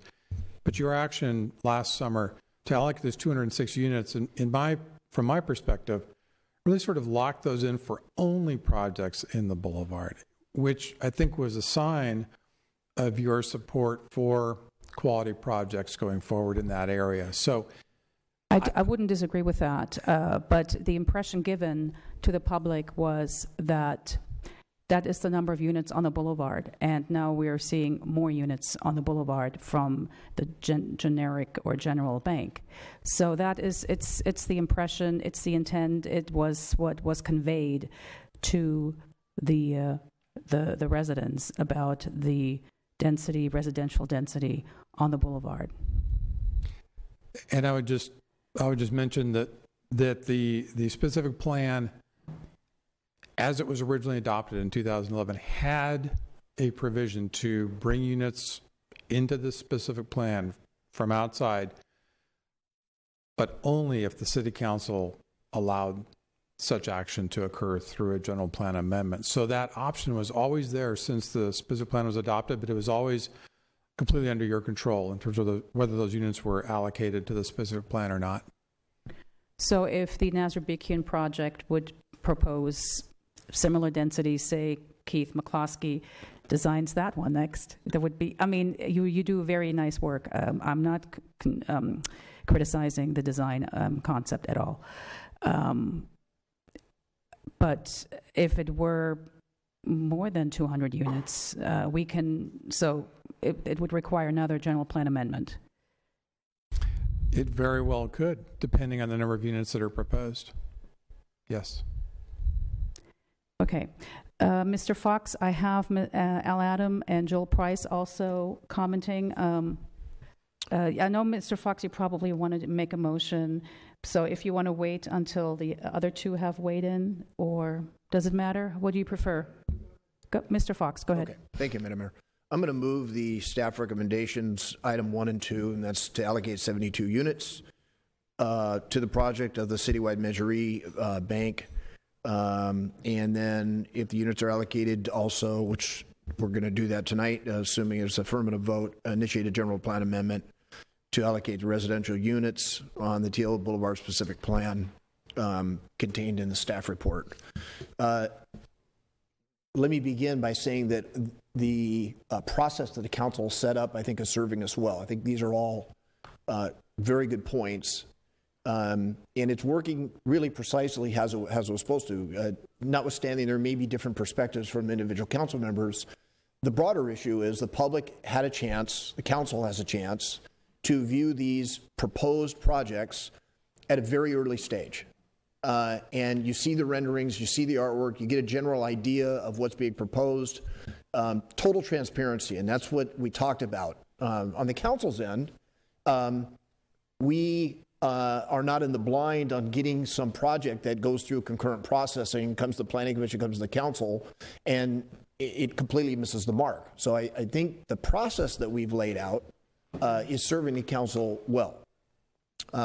Tonight is really only for review of a couple items. It's one, to evaluate your proposed project, the architectural design, the general sense of what it is you're planning on doing, number of units, the mix of commercial, also to look at the public space, which has been pointed out by virtually everybody. It's dramatically larger than the minimum, but as the mayor points out, the minimum shouldn't be looked at as a benchmark by any stretch.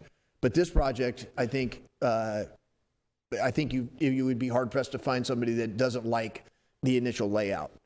It has an affordability component, and as we move forward, some of these I think are going to be cumulative, which I think is going to be, when we're all said and done, a very nice mix of affordability, of which you will never be able to see from an outsider standpoint along the boulevard, in the very area we're trying to get affordability, and have struggled for that because of land costs.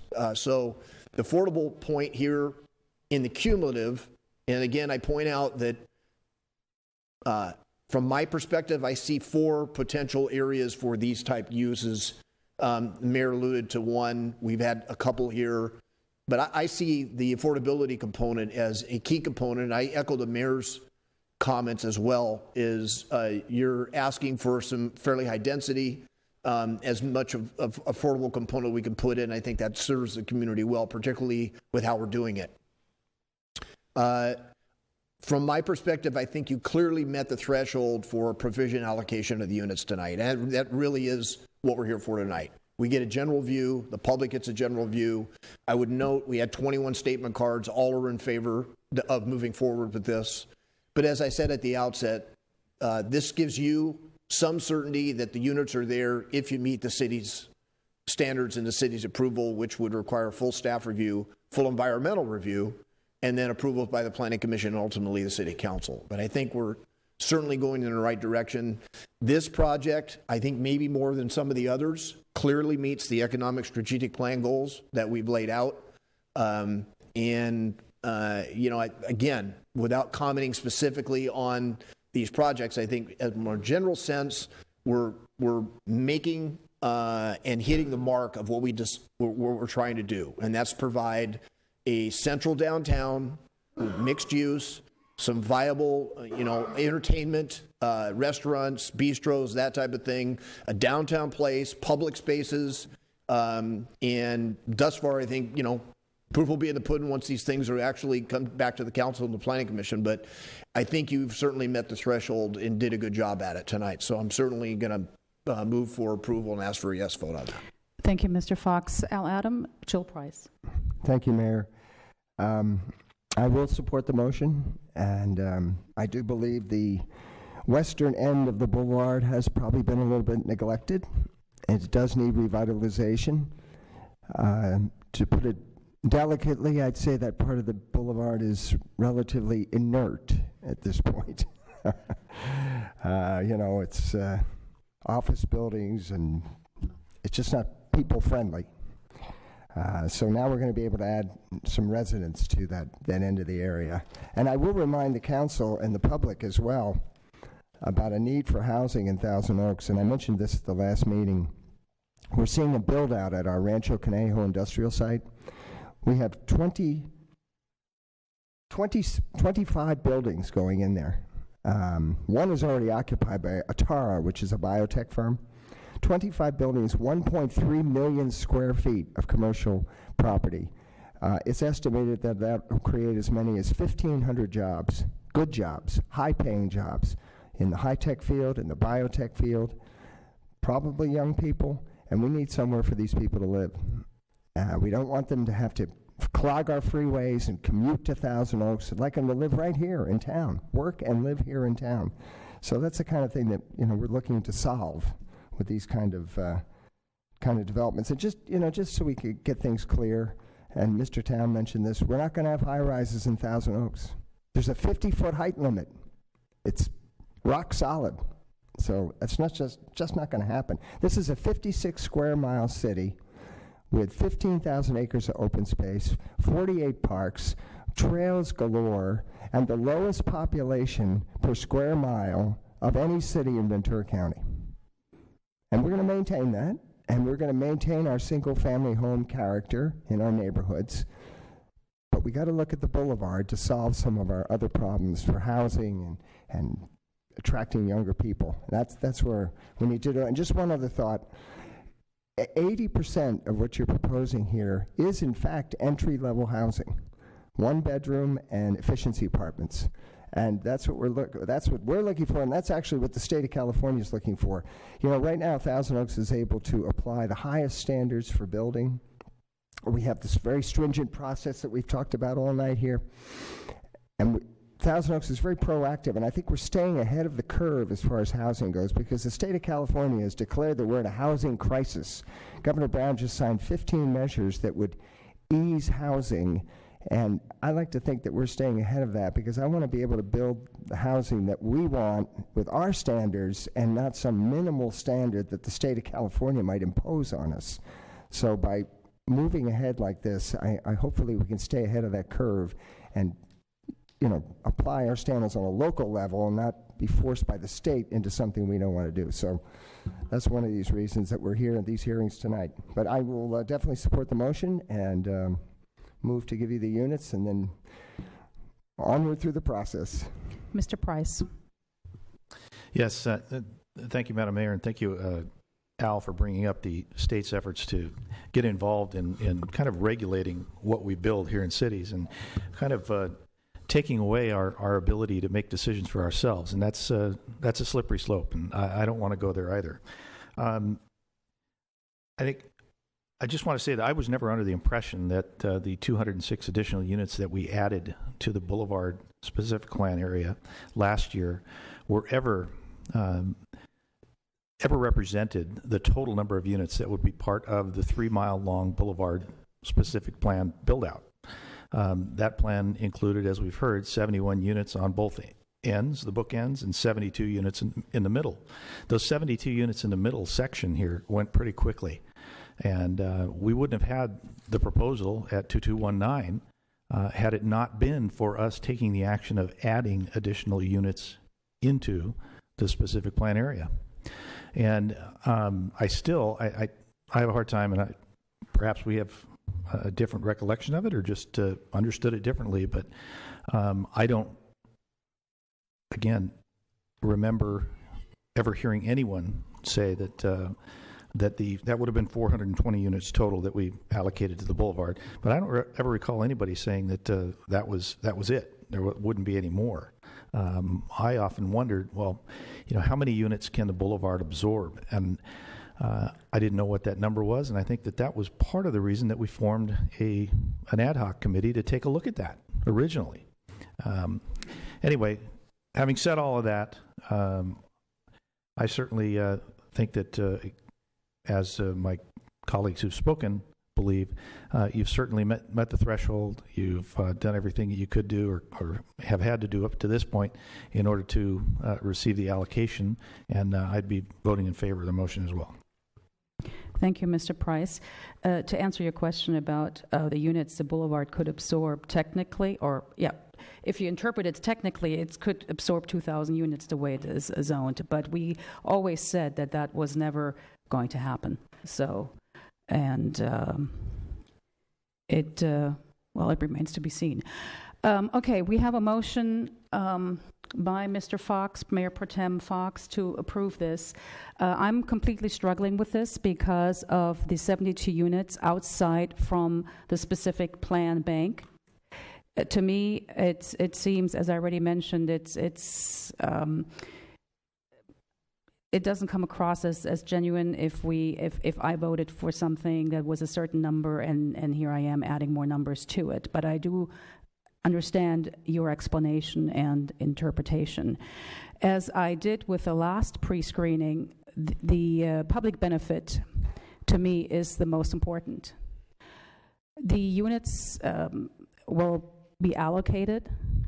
If it's going to be the final, if that is going to be the final product, then at least I want to see more low-income housing. That is absolutely essential because these entry-level studios and one-bedrooms will be around $2,000 for sure. So that is something that not every millennial can afford, obviously. So I understand the need for housing for our biotech industry and so forth. Very important. But I don't want it to come at a cost that will sacrifice part of the character of Thousand Oaks. And right now we, while the projects are beautifully designed, Mr. McCloskey, they're really beautifully designed. You look very serious, but I do mean it. The concern again is what will the environmental review show?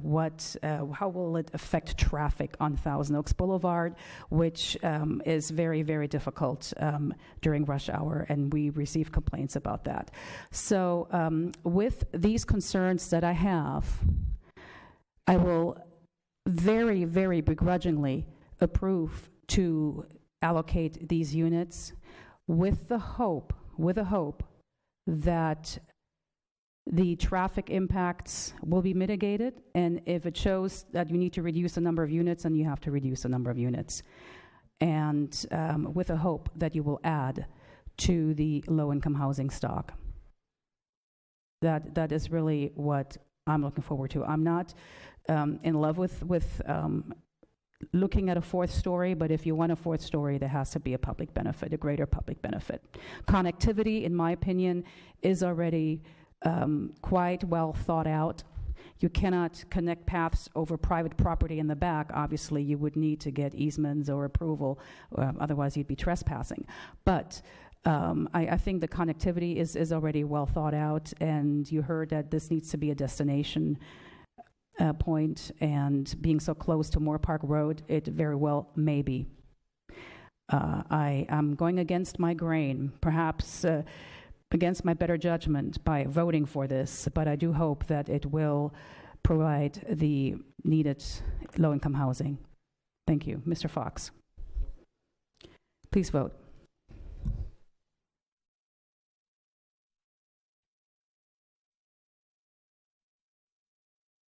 The motion carries 5-0.